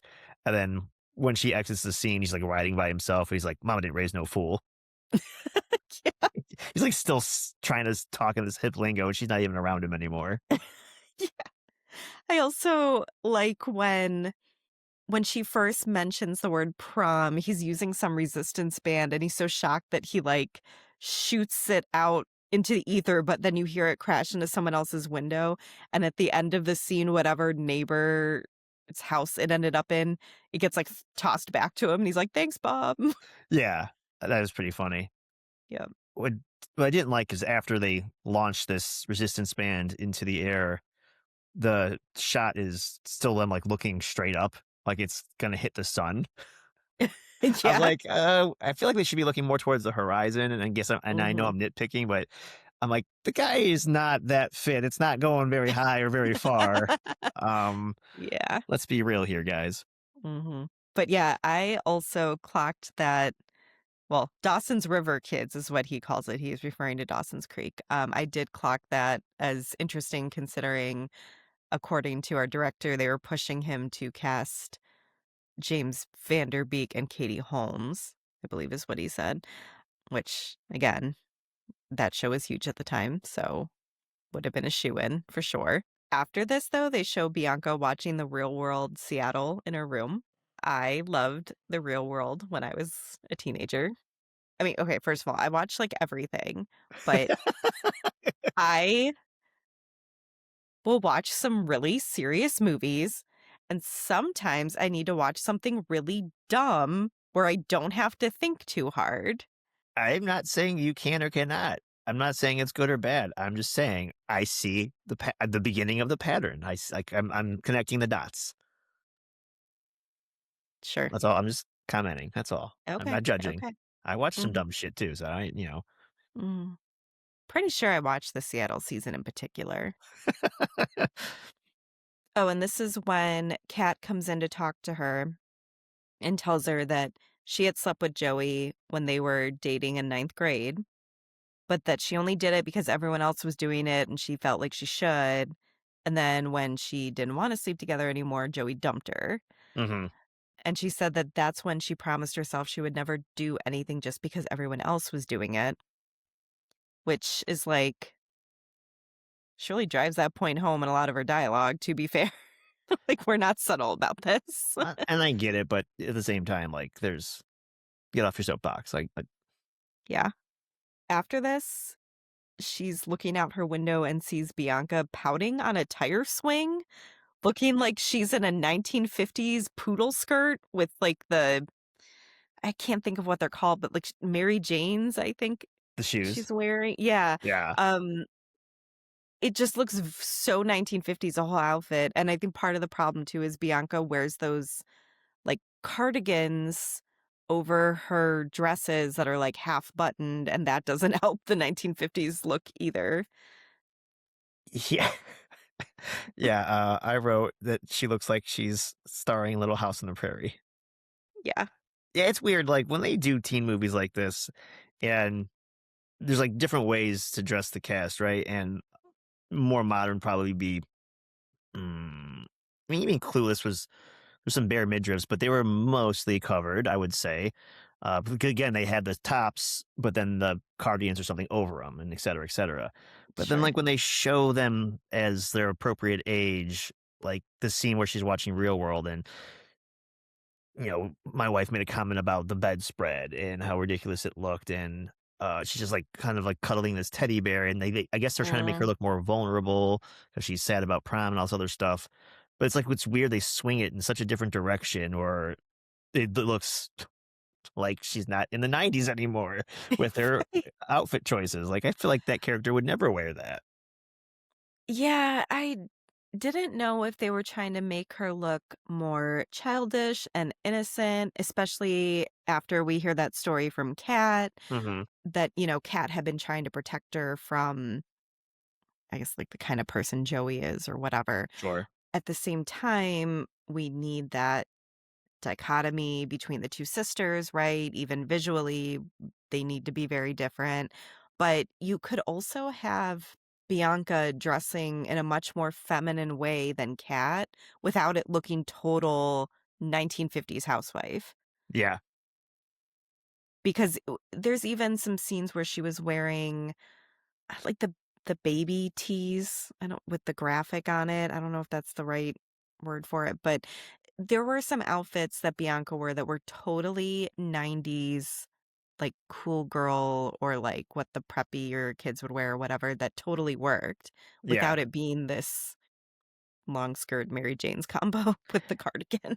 Yeah, also the random tire swing shots, and she's holding it Yeah. close to her, and she's moping, and it's just, I don't, did we need that? Like the scene before they have an argument, and she's like, get out of Mhm. my room, blah blah blah, and that's enough. I guess maybe we needed to see Kat see Bianca sad to like change her mind about going to prom, so she can Mhm.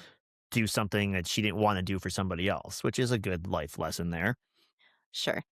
But yeah, you're right. The tire swing Tire is like swing. so out of nowhere. They have a pool. She could have been, like, laying by the pool, catching some rays, Pouting. and also Yeah. being very pouty. It's just like, I don't know. The tire where is this tree at even in this yard? They have a rooftop pool, but also Mhm. an old tree with a tire swing. And the fact that she climbed into the tire swing in her full skirt. Right. This makes sense. None of this makes sense. Ah, Yeah, okay. Glad you also dislike this 'cause It was just jarring. yeah, it didn't fit. However, we then cut to Kat coming downstairs, telling her dad bye because she's going to prom, and her dad says, "Funny, sweetie." Mhm, I've always liked Kat's navy dress. I love that color. mhm. I also think they do a good job of interpreting what each of these characters would have actually worn to prom. Yeah, which I also thought was weird. I have a note here about Bianca's dress, and I have it in quotes. I feel like she would have better style, although I don't remember what it's like to be well, it never was stylish, but, like, being, stylized in the '90s, especially for a young woman, but her dress was 2 parts. The bottom was Yes. a very long tutu. I don't know how else to describe it, It's a big skirt, yeah. but like, the fabric looked like whatever the fabric in a tutu would be. That well, it's like taffeta. Sure. And then The the top funny is just like a I don't know, it looked like a it's cropped up, yeah, it is crop top, but it but it just is looked kinda boxy. yes, thank you, that's the right word for it. It just looked weird. It Um, looked like 2 things put together, and I feel yes. like Kat Yes. was way more dressed appropriately for her character, yes, but just for prom in general for her character, and then Bianca, I guess maybe she didn't have a dress because she knows she's gonna go to prom and she threw something together. So, the funny thing about Bianca's dress is that these kinda two-piece dresses did become really popular, maybe, like, 10 years later. So she's ahead of the The time. kinda crop top thing yes, actually. Yeah, two-piece homecoming and prom dresses were definitely a style somewhat recently, even if they weren't a literal crop top, but, like, just showing, like, just a teeny bit of skin so you knew it was, like, 2 pieces. Okay. No, I remember watching this when I was younger thinking, like, "That's a weird prom dress." It is not just you, but I don't know, I feel like no one ever has really, like, normal dresses in movies like this, right? It's fine.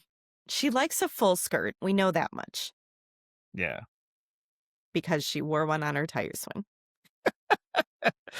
If you know what? If it's not tire swing approved, I don't wanna wear it to prom. There you go. Imagine that one billowing out the bottom of the tire swing. Oh, goodness. Mm. You know how we're in a upper white privileged neighborhood? You got a Yeah. full ass band, at prom. Yeah, this was such a '90s movie thing too, like, in Clueless, they go see the Mighty Mighty Bosstones, granted that is not their prom, but yeah, Right, there's yeah, always live band. well, and not only that, their prom is in this gorgeous building, and because you could tell there's the room where the dance actually is, and then there's this, like, outside hallway with all this Mhm. gilded walls, gilded railings that was almost like are they at, like, the playhouse? Like, that's Yes. kinda what it looks Yeah, like, but also their school is basically a castle, so also true. Mhm. mhm, Um, with, like, incredible views of the shore. yeah, the Seattle Shore. Yep. I do wanna mention Drive Home. This is a full band. It has a horn section, and, I almost missed it because I was distracted by the trombones, but wife pointed out more sax. Not like Oh. shirtless in your face sax, but there was a saxophone player as well in the horn section. It wasn't Rob Lowe sweating his ass off. No, it wasn't a solo saxist, but he was part of the band. He made them ska, I guess, him and the trombone Yeah. and whatever the other instrument was. Well, if I remember correctly, the band is Save Ferris that's playing at prom because this is the singer with the reddish hair. Yes. And they were a ska band, or they are, they might still be a thing, I don't know. Checks out. But I hate when there's that part where Kat is apologizing to Patrick for questioning his motives, because we know. Yeah, we know, but also at the same time, it's like I feel like you don't have to apologize for that, despite the other sub story there. Just Yeah. like, yeah, I just didn't want to go to prom. Why are you pressuring me to go to prom? Girl, you're allowed to have your feelings. I don't understand. Like, I don't know. I just felt weird putting the blame on her. But then I think we're supposed to feel bad because we know the actual reason. So it works in Yeah. multitudes. Yes. Getting back into the what are you wearing to prom conversation. So the girls have already left with their dates, and Joey shows up to pick up Bianca. And what is he wearing? Like his tux looks fine. But what is he wearing over his tux? He's wearing a regular black tux with a black bow tie. Looks like he's trying out for like junior James Bond or something. I think he's just wearing an outer coat. But like it looks weird because I it's, think because it's white. and I've seen tuxes with a white jacket, but it's a fitted, properly waisted coat jacket. I thought it was a cardigan. It had this big white thing over his, I think he had a black jacket underneath it too, though. Or maybe I just distracted by the cardigan. I don't think it was a regular jacket. It looked thinner. It looked like he put on a Okay. robe over his tux. Thought it was a cardigan. I'll have to go back and watch this. It was definitely too big, and that's what just driving me crazy. Like he looked like he threw on something over another actual jacket that was supposed to be on, and he's like, "Oh, in case I get chilly, let me put on this cardigan robe thing." Well, it has to be big enough to fit the suit underneath. I guess Yeah, I'll have to go back and look at this. I was more so clocking the dad's reaction, I guess, where he just slowly shuts the door. that Like was great. this crazy kid. I'm here for Bianca. He doesn't even say she already got picked up. He's just like, Yeah, he doesn't say anything, just closes the door. But apparently, Joey goes and grabs Chastity and takes her to prom. right, because why not? Yeah, so we see, I think Patrick surprises Kat with bringing in that band that they saw earlier in the movie to sing a song at prom, Yes, which or at I think least the is Letters to singer. Cleo. Or at least the singer, yeah, yeah. Yeah, yeah. And then we get this scene of Bianca in the bathroom and Chastity kind of corners her and is like suddenly being really mean to her and being like, "Oh, you didn't think you were the only sophomore that got invited to prom? Like Joey came and picked me up." And I mean, good for Chastity for getting ready so fast because like I couldn't be me. And To be fair, all the females got dressed really fast because it was a like last minute decision for Kat to go. So okay, okay, and then yes. so Bianca had to get ready quickly. And that's good on all three of them. Sure, yeah, fair. But then so not only is Chastity suddenly being really mean to her, she lays out Joey's whole plan that he was gonna try to sleep with her that night. I feel like that defeats the purpose of Chastity being like, "Oh, I'm here with Joey and you're not." Also, it would have been horrible for you if you had come with Joey. Like, Yeah, I don't know I don't understand the point of all this. I just feel like as a viewer, we all needed to know that Joey really does suck or whatever, and she yeah. needs to feel comfortable in her choice that she was, like, picking the right guy, but I don't know, none of that sat right with me. Well, we see some of this deception or transformation in this character after the party when Joey asks if Bianca wants to ride home, and she's like, Oh, right. or to another party. He's like, "No, I got to be home in 20 minutes. My dad's really strict." And Chastity goes with him, and Mhm, she kind of gives her this look like, "What are you doing?" And she's like, "Oh, you had your opportunity." Like, and it's mhm. like flipped like that. So and then we don't see her really until this other moment. So I guess maybe they're not besties anymore. Who knows? Yeah, over Joey or whatever. Oh, I wrote that it's really good character growth when I can't remember why Bianca initially starts punching Joey, but she gives him a punch. One of the punches is for her sister, and I Hmm. just feel like beginning of the movie, Bianca would have never given her sister a second thought, but also good character growth in general, considering the dumb conversations we heard Bianca having in the beginning of the movie. Like, she's really turned into like a full person. Yes. She initially punches Joey because Joey sucker punches Cameron. Oh, that's right, because she's like, "This is for making my date bleed." Yep. Yeah. Yeah. I did always think it was cute and out of the ordinary that Bianca's the one that ends up kinda saving the day there. The other two, Bianca's the one Like, getting that into a she fist fight at prom. Yes, that she takes up for her boyfriend. According to Andrew Keegan, who played Joey, she really did get him in the nose on one of the takes. She didn't realize, apparently. He said he thinks that she was just kinda nervous and, like, had more energy behind her punch than she realized, and he was like, "No, you really got me," and she was like, "No, I didn't," and he's like, "No, you did," and he thinks that's the shot that they actually used, was him really getting punched.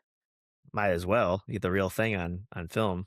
After prom, we get back to the house and we're reading some sort of book on the porch, and Kat and her dad are having this conversation, and they're both very proud of Bianca's fist fight at prom, which is funny. Oh, yeah, we should probably back up a little bit and mention that at prom, Kat finds out the whole plan that Mm, Patrick was paid to take Kat out. Patrick's trying to explain that, yes, that is how everything started, but now he has real feelings for her. She obviously does not believe him and runs away. So, that's important. My um, bad.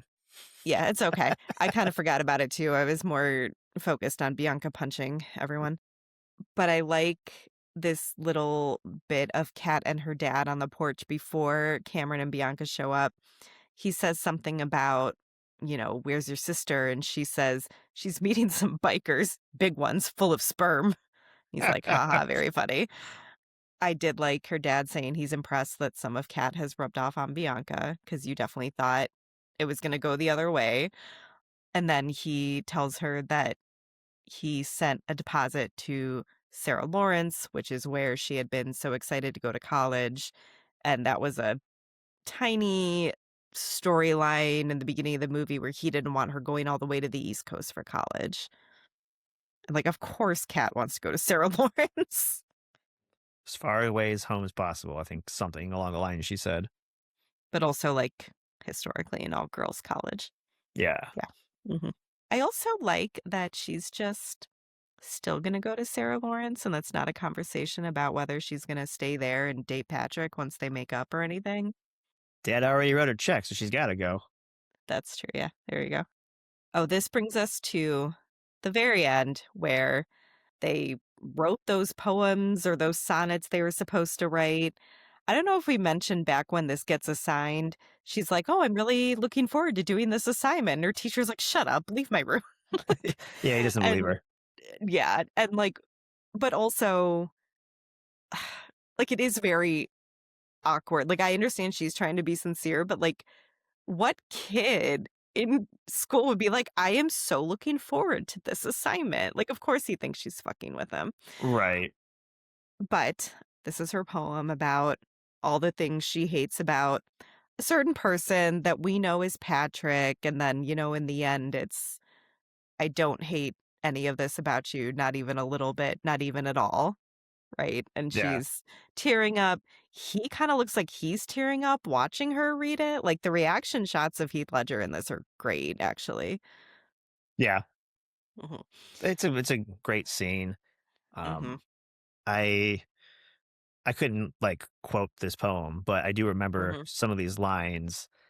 And unfortunately, I was paying too much attention this time around. And she does mention like, "I hate that you make me rhyme," but mhm. the last couple lines, I get it. This is like high schoolers writing, so I'm not trying to knock them off their pedestals. But there's a Mhm. little bit, the last little bit, it sounded like Dr. Seuss to me. I was like, Fair. mm. The beginning started strong, and then just it got a little too, I don't know, Seussian. Yeah.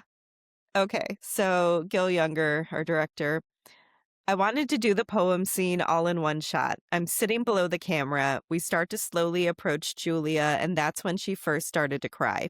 I started to cry. I was so incredibly moved by that performance. When I finally said cut, I jumped off and I went to hug Julia, and she was shaking and crying so hard. It was just one of those stunning moments where an actor just taps into magic. You become the character. That was the only take." That's super awesome and impressive. Yeah, I thought that was really impressive. It was only one take.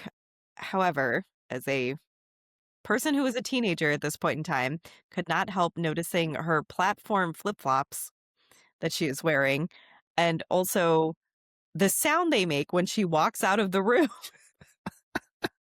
And it's funny because I Yeah. rewound this very emotional scene. I'm like, "Wait, hold on, what is she talking about?" And I go back, and now she's like, Julie Stiles is crying, and I'm laughing my ass off.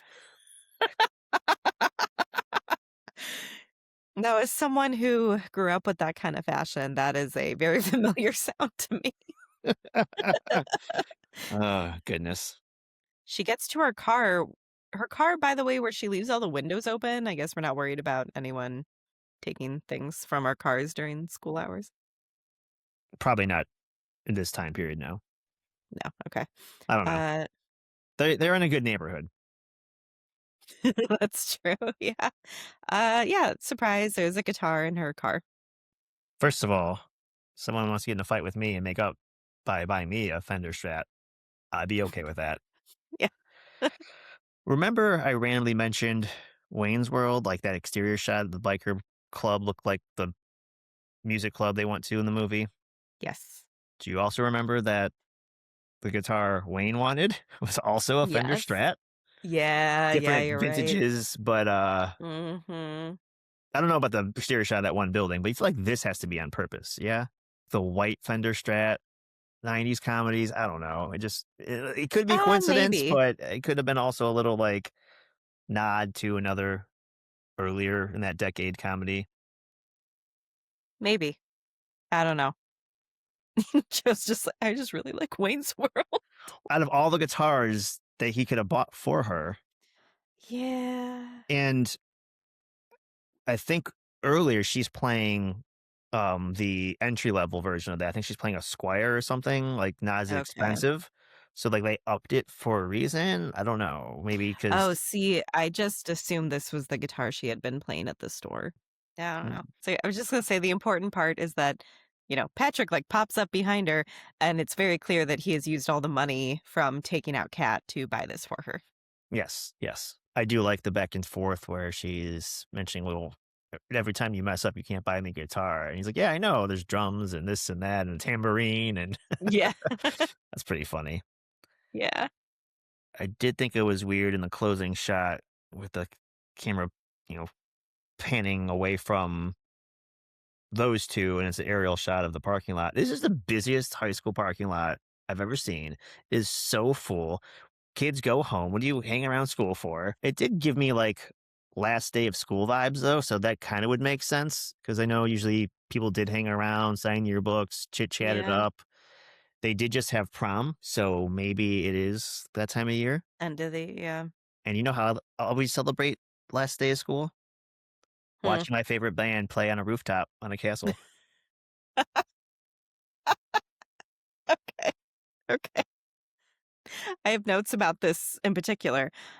So this ending shot is letters to Cleo singing on the roof of the school. Our director did not actually have permission to do this. He said that Disney couldn't justify spending so much money on one shot, so he lied to the line producer and said he had permission to do this. He's like, I don't know what came over me. It's just when the guy asked me, what did Disney say? He was like, oh, yeah, go for it. He just really wanted to do it. And they filmed it in a helicopter.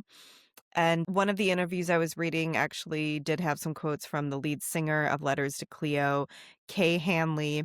She said they only had chicken wire around the perimeter as a safety precaution.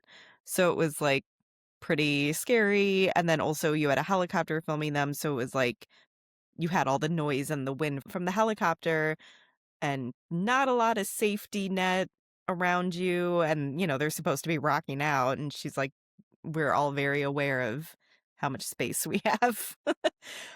She said, we did 2 takes, and it was pretty much assumed that this shot wasn't going to work, and Gil would never work in Hollywood again because he had just blown through $500,000 doing this shot that he was forbidden to do, and it ended up being a pretty iconic scene.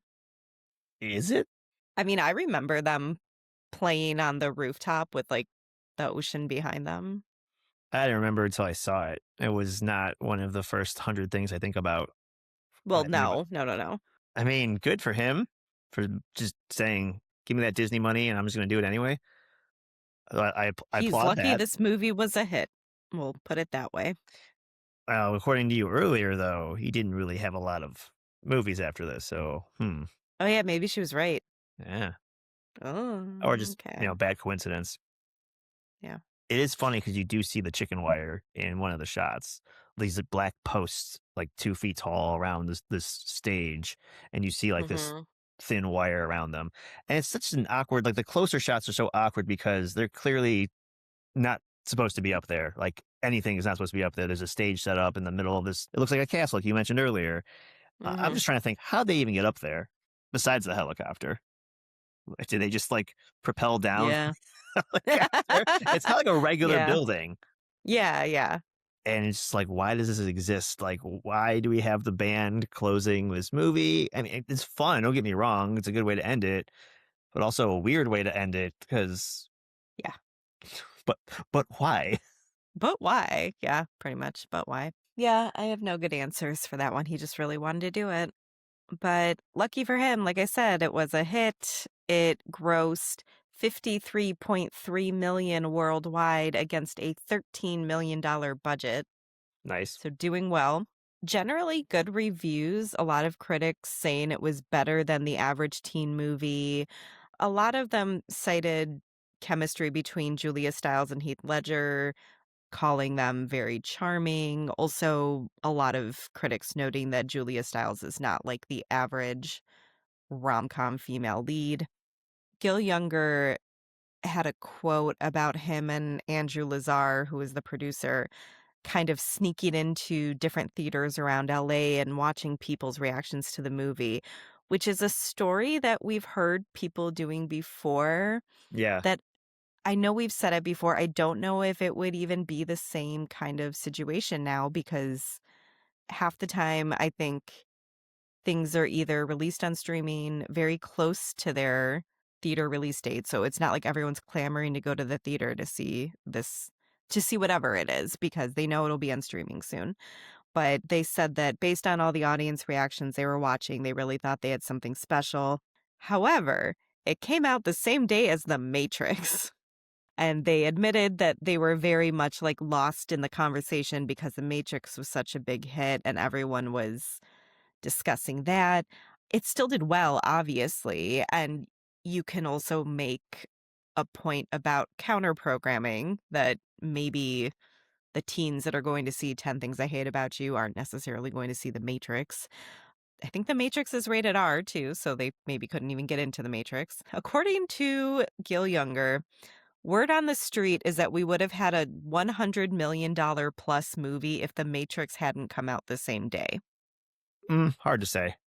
Hard to say. Yeah. I mean, because the point you just said, those are different target audiences. So, yeah, you'll probably pull more if the Matrix wasn't there. Sure, of course. Would you double your gross? I don't know. They're just such different movies. I feel like that's really hard to compare. Andrew Lazar, the producer, said, in hindsight, I kind of wish we had a different date because as much as you want to say that 10 Things was a hit because our budget was low, I also looked at what would have happened if we had had a better run date. Just like, I guess fair, but it's so hard to say, I think. Yeah, and we've heard these quotes before too, and I feel like, yeah, you could say all these what ifs and what have yous, but at the end of the day, again, I don't think it would have doubled your gross if the Matrix wasn't out. I mean, Yeah. what if we were a week behind? You would still then blame the Matrix, and now it's still gonna run Yeah. its course Yeah. in theaters. Like you'd have to release it ahead of the Matrix, and who knows what came out that year on these Yeah. dates. It's just easy to speculate when you can make excuses, I guess. I'm like, not in a, I don't mean that in a bad way, Yeah. but just Yeah. like, oh, well, if the Matrix didn't exist in 1999, every movie would have been more making more Profitable. money. Yeah, Yeah. Hmm. which of course is true. But Well, and there's also the target age for each movie too. Not to say that adults can't like teen movies and, vice versa, but especially for people who are going to go see something opening weekend, there are probably teens who would want to go see The Matrix. I don't think there would be as many adults who are like, let's go see the new teen rom-com. yeah, Could totally be wrong, right. but just totally different audiences. Yeah, it depends on who's picking the movie for date night, I guess. There, yeah, sure, Yeah. maybe. I mean, Women go to movies? What? Yeah, apparently. Well, so says the numbers. So say the numbers, yeah. I've never seen one woman in a theater. That's how they act, though. Ever since Abraham Lincoln's wife was with him, women were not allowed in theaters ever again. My God. You took that in a direction I was not expecting. That's what I'm here for. Oh, God, okay. Can't go out with you. I might get murdered. Jesus. The theater where they murdered Abraham Lincoln? Okay. Because we always have to mention the MTV Movie Awards, Julia Stiles won Breakthrough Female Performance at the 2000 MTV Movie Awards. Heath Ledger was also nominated for Best Musical Performance. Very curious what won instead of this. Well, remind our audience that MTV Movie Awards were not real. I mean, they existed, but the categories were often made up on the spot or yearly Fair, yeah, and yeah. just silly. Uh, so, Yeah, something like Best Musical Performance, they probably could have made it up that year just to include a scene like this. So, yep. Yeah. yep. It was fun to watch. I watched them every year Oh, yeah, I watched them. because it was just silly, and and the celebrities were definitely more laid back and lax. I always wanted to see what Jim Carrey was going to do because he'd be in a Oh, character yeah. of some sort or just give a weird speech because he won a lot of golden popcorns or whatever it Yeah. was. It's now routinely on lists of greatest teen movies of the 90s, greatest rom-coms of the 90s, sometimes of all time. Ooh, And that is not an exaggeration because when I was doing my research, not all these lists said 90s. Cat's feminism is continuously cited as a reason why it stands apart from other rom-coms. And I think also how charming Heath Ledger was, but I also think there's some it's hard to say whether it would be looked on in the same way if he hadn't passed so young. I don't know. I feel like we don't need to, every time someone passes away, especially young, need to put that shadow over all his old performances. Like, oh, well, this movie might not have been big if he didn't die 13 years later or whatever the case may be. Mhm. I don't know. It just seems like there's a too big of a True. gap there for it Yeah. to reflect. Andrew Lazar, the producer, said, "The reason it stood the test of time, and I'm always amazed when I see it, is how much it actually holds up. We got the relationships, the drama, and the emotions right. It wasn't just one thing. We were a little forward thinking with the character of Kat. She was an interesting character and a rebel. It didn't feel like we were trying to do something that wasn't authentic." Gil Younger, the director, said, "I did not set out to make a high school movie. I set out to make a movie about human relationships, and that's timeless." Yeah. It just happens to be the setting, but it works. Like I said, a lot of articles and interviews I read for this episode pointed out that this was a launching pad for Heath Ledger, Julia Stiles, and Joseph Gordon-Levitt. So looked at their careers briefly. Julia Stiles got really big. She was in a lot of teen movies and rom-coms. I don't know if any of them were really as big as 10 Things I Hate About You, except for maybe Save the Last Dance. I feel like she got kind of bogged down with really formulaic teen movies from what I saw in like the 2000s. There was also that wave of teen movies based on Shakespeare that happened. I think even way back starting with the Romeo and Juliet adaptation that had Leonardo DiCaprio in it, and then, like, this was a hit. I remember they tried to remake some other Shakespearean teen movies that they would have a lot of, like, known teen actors in it, but they didn't necessarily stand the test of time. Fair enough. I feel like I remember this, but I'd have to get some examples. One of the movies was O, and it was a retelling of Oh, Othello. yes, I do. It was a basketball movie, Okay, I haven't like seen Teen it. Wolf, No, that is a movie about a boy and his dad. playing basketball together. Didn't you listen to the episode? I was confused what direction they were going. Yeah, yeah. Later, she was in the Bourne movies, which I had kind of forgotten about. Small But role. yeah, yes, my husband likes the Bourne movies, and anytime we watch them, I'm always like, "Oh, Julia Stiles." Like, every time I completely forget. Heath Ledger, which we just said, just some notable roles. He kind of got the teen movie wedge too for a little bit. A Knight's Tale was probably the biggest of those. I do remember him being in The Patriot, the Mel Gibson movie. Oh, He was the yeah. son. Yeah. Obviously, then Brokeback Mountain, and he was Joker in The Dark Knight. Also won an Oscar for playing the Joker after he passed. I don't think I realized he was only 28.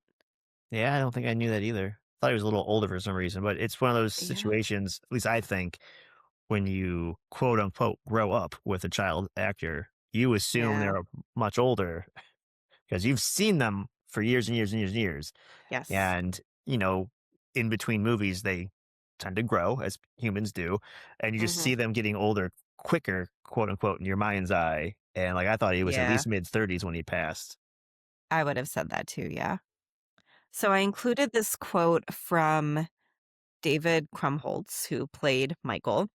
It always makes me swallow hard when I know that something I say about Heath is going to be put out there.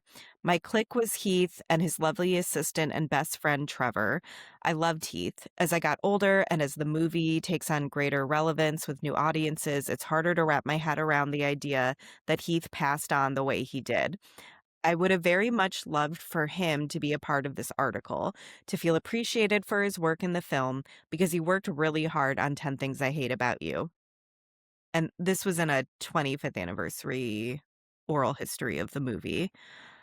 Gabrielle Union, who played Chastity, Heath had the ability to look at you and make you feel like Princess Diana. In a very crowded Hollywood landscape, he could make you feel special and seen.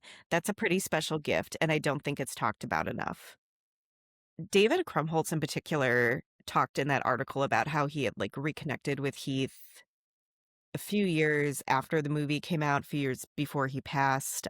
It sounds like they were pretty close at the time he passed, and like it sounds like it was hard on all of them. It sounds like they all kind of kept in touch to some degree, but it seemed like him and David Krumholtz were very close. He was always just such a big movie star, I feel, even if maybe his movies were not necessarily ones that endured. Yeah. Hmm. But I also remember when he was announced as the Joker before that movie even started filming, people were all like, "This guy?" But then because I remember feeling like that too, like he's a teen actor, right? And that being said, though, I also remember Brokeback Mountain coming out, and he obviously had shown he could do more dramatic roles. So Right. I don't know why we were quite so surprised when he was cast as the Joker, but I think it was still shocking to see how into that role he was. Like, he did not look at all like Heath Ledger. Yeah, the makeup and the scars kind of help that. Well, yeah, Yeah. sure, but I didn't feel like I was watching Heath Ledger play the Joker. Yeah. I think I was in the camp of questioning that as well, but then when I believe it was Esquire did a full cover of him in character, in costume, Mhm. I was like, "Oh, yeah, that's gonna work." Yeah. Joseph Gordon-Levitt went on to also have a really big career. It's so funny though, because when I think of Joseph Gordon-Levitt, I don't know if you remember, he hosted SNL once and he did make 'em laugh from Singing in the Rain. He like performed the whole thing as his opener, and he even did like the flips that the guy does in the movie. Oh, nice. And so I always think of him totally knocking this out of the park on SNL. That's like the first thing that comes to my mind. I don't remember that. Movie-wise, a couple of note, 500 Days of Summer, Looper, Inception. Gabrielle Union, I just pointed out, Bring It On, came out a couple years after this. That's what I personally always think of her. Like, I picture her in her, like, cheerleading outfit from Bring It On. As we said briefly, David Krumholtz went on to a really big career, even though he's not a household name, but we already mentioned he was Wednesday's boyfriend in Adam's Family Values, and I never knew that this was the same actor. Andrew Keegan, I feel like he was always famous, but none of his movies really stood out to me when I was looking at his filmography. However, well, okay. First of all, I remember him always being in, like, Teen Beat and that kinda stuff, like, he was always a pullout poster or whatever. I Sure. just feel Yeah. like he was always famous, but I don't really know for what roles besides this. He apparently started a cult in 2014. Did you hear about this? I mean, now, yeah. Now? Okay. No, I also don't Um, remember the name Andrew Keegan until this movie, okay, okay. last night. So, no, I did not hear he started a cult. It was called Full Circle. They described themselves as a community spiritual center. And to be fair to them, it did kinda just sound like a place that had, like, yoga and meditation classes and things like that. But for some reason, there were articles about it that claimed they were starting a new religion, and I don't know why some people got this sense that it was more than just, like, a yoga studio.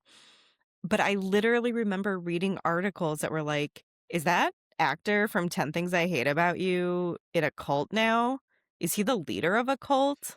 And Oh, they were yeah. always trying to deny it, supposedly depending on, what source you were gonna listen to. There was some belief system that was a part of this center.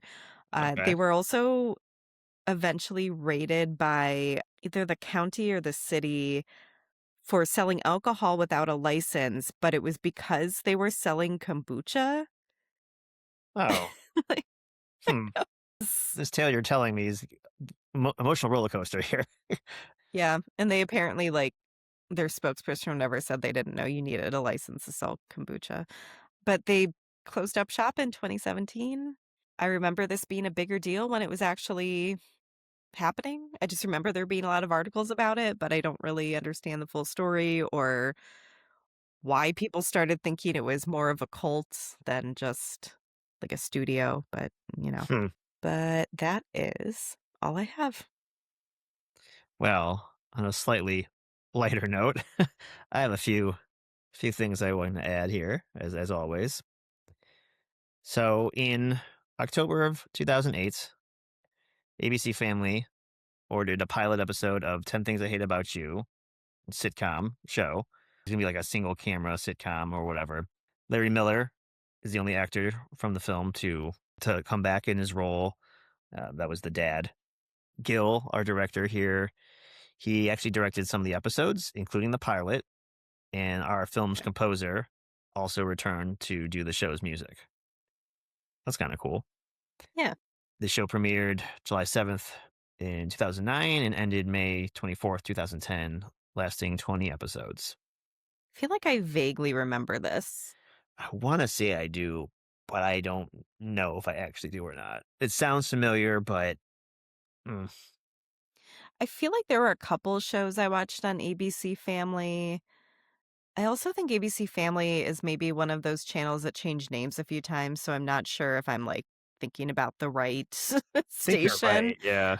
but I think I saw commercials at least for this. There was a sequel or a series of sequels planned. In May 2012, a standalone sequel entitled 10 Things I Hate About Life was announced to be in development, with Gil Younger serving as director and screenwriter. It kind of got shelved because of some legal actions taken by the producers. Does exist on IMDb. It says the runtime is 30 minutes, but it also says it's not complete. Okay. In May of 2025, a sequel was in development with the title 10 Things I Hate About Dating. Once again, our director would serve as the director of the film and co write the script with Nia L. James. Younger expressed hopes that most of the original cast would, come back and reprise their roles. He even had mentioned that it would be a reference slash tribute to Heath Ledger, our deceased actor. The movie, The 10 Things I Hate About Dating, was maybe supposed to be intended to be the first in a trilogy series, with the other projects being called 10 Things I Hate About Marriage and 10 Things I Hate About Kids, Okay. which love the third title. It's hilarious. Like, everyone always thinks they need a sequel because one thing did well, and then we just get into the weeds. Yeah. 10 Things I Hate About forced sequels. 10 things I hate about kids. I get it. It's like they're dating, they're married, they have a Yeah, family, yeah. but like No, I get it, but as a standalone title, it's very funny. it's very funny. It's hilarious. I could do 101 things. No, I'm kidding. So, did any of this ever get made? From what I saw, the first one was it was being developed and it didn't really get greenlit. And they had Okay. these other plans for these other ones, but they just had the titles. Like again, they wanted to do a trilogy. There wasn't much interest, I guess. Okay. Did 10 Things I Hate About You hold up? I thought so. I enjoyed it. I laughed. I liked the Shakespeare references and probably would have caught a lot less in eighth grade. Yeah. The performances were fine. I think the script was Mhm. fine. I don't know. And it doesn't, besides some of the, fashion choices, the flip flops, it doesn't feel too dated either. Like, it doesn't make me feel like, "Oh, this is definitely 1983. This is definitely 1999, et cetera, et cetera." Yeah, I totally enjoyed watching this again. I feel like this is probably one of and maybe I'm saying this because we're, just coming off of our 1985 season. Not a lot to cringe at, not a lot that I have to say, "Ooh, that didn't hold up," or whatever. I had fun. I'd watch it again. I've always liked Julia Stiles and Heath Ledger, though. This one was kind of a shoe-in for me, so Yeah. all right. Well, we would love to hear your thoughts on 10 Things I Hate About You, as well as your own favorite summer movies. You can find us on Instagram at Back Through the Lens Pod and on Facebook at Back Through the Lens.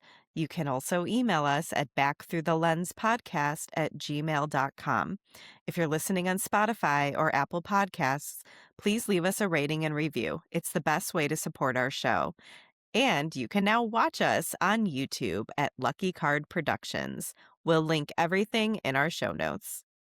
If you enjoyed our show today, please give us a like and follow for updates on new and future episodes. Our show is produced by our hosts, Rachel Campbell, and myself, Joe Sielmick, with additional help and support from Peter Telep of LPV Productions. Peter, Rachel, and I are also the executive producers. Our awesome logo is brought to you by Tom Fracci and our wonderful theme songs by Matt Tarek. Thanks for listening and stay tuned for more trips into our movie watching past on Back Through the Lens.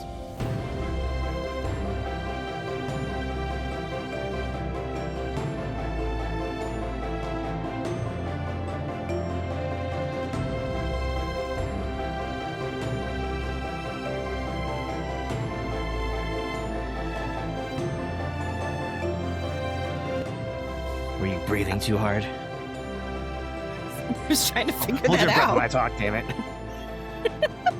I think it's further. It's the same. It's the same. It's I like was 5 saying. feet. No, I I was was just in going to he- say it's fine. It's not a geography podcast. Not yet. Did they I hack back up? Kind of I like think owl so. hairballs? Yeah. Do they have Yeah. like those stones that like in their stomach to help digest? Oh no, I'm thinking of lizards. I was like, isn't that Yeah. dinosaurs? Welcome It's a to our biology biology podcast. I don't like any of this. Next on our dentistry podcast. We can cut all this shit out. God damn it. Welcome to our fashion podcast, where Rachel teaches Joe anything about fashion. Anything about fashion, yeah. Theater where they murdered Abraham Lincoln. History podcast. Bloopers galore. uh, I'll have this edited by Christmas, by the way.